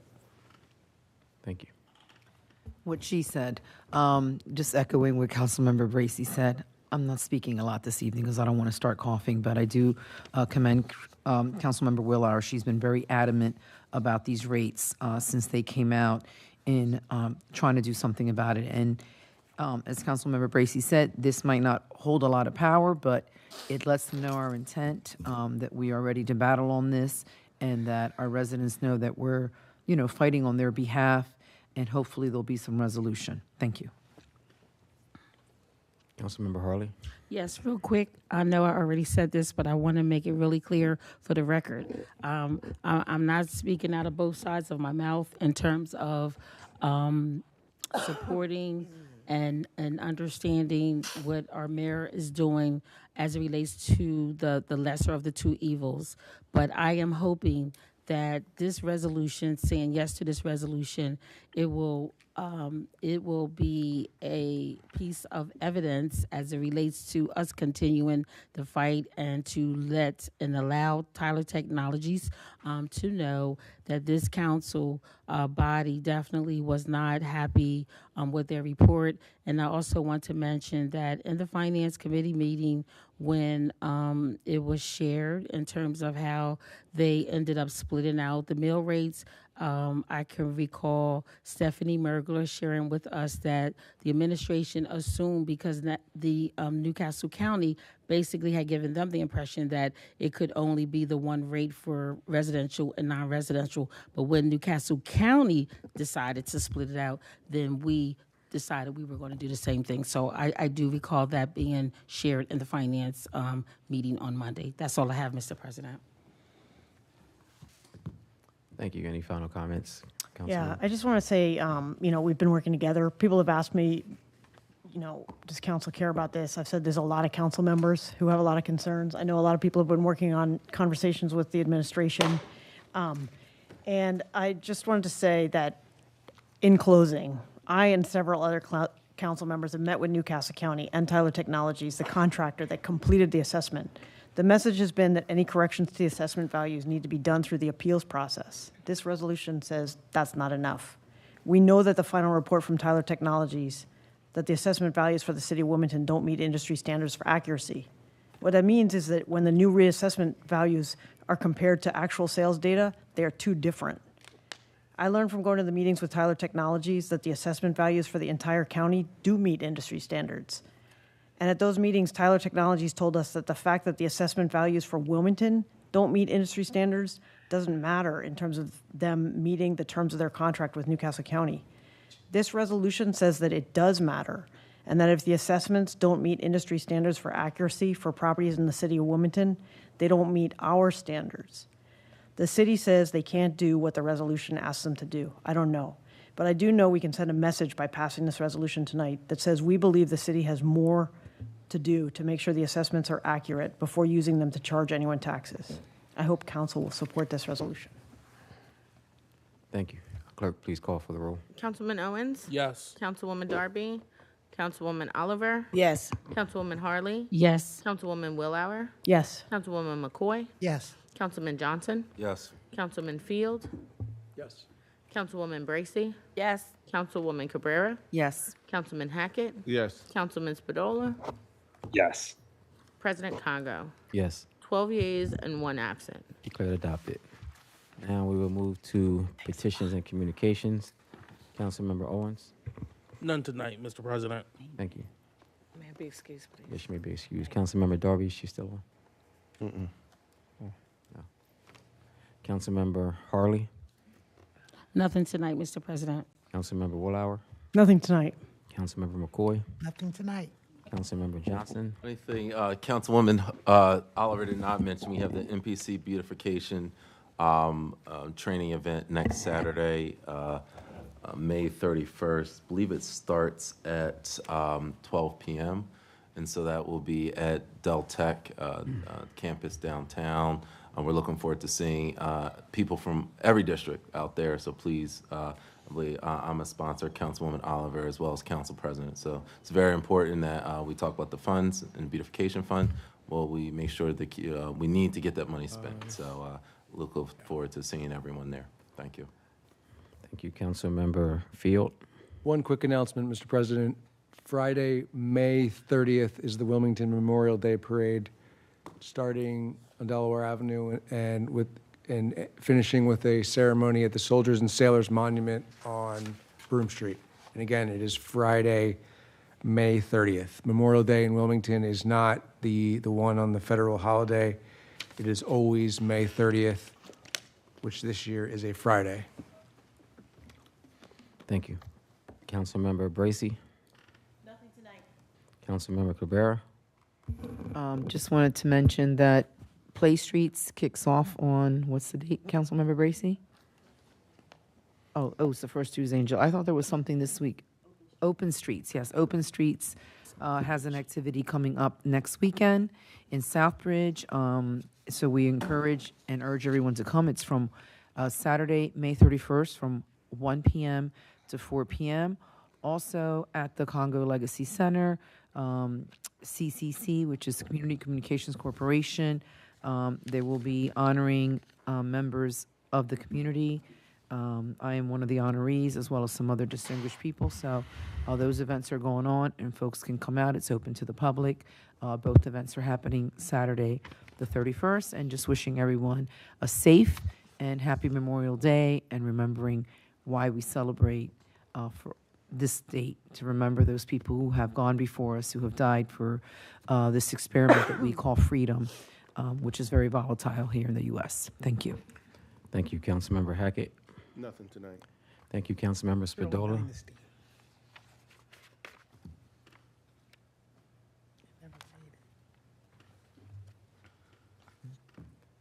Councilmember Spadola.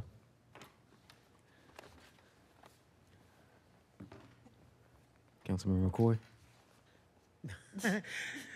No, I'm sorry. No, I was just relaying to the crew over there. I'm like, I was looking for a resolution. I'm trying to send money to one of my nonprofits. Oh, okay. I thought that was true. I'm sorry.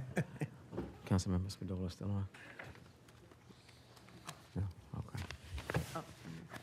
Councilmember Cabrera. I'm sorry, I forgot to mention that the Ladybug Festival, the 13th annual Ladybug Music Festival, is also kicking off on Friday, May 30th from 5 to 10 p.m. This festival features women up and rising in music, and it's a great event to really feature our female artists, and it's really grown very popular here in Wilmington. People come from far and near, and there's some wonderful acts that you get to see. It's going to be in the 400 and 500 blocks of North Market Street. And again, it kicks off on Friday evening. Thank you.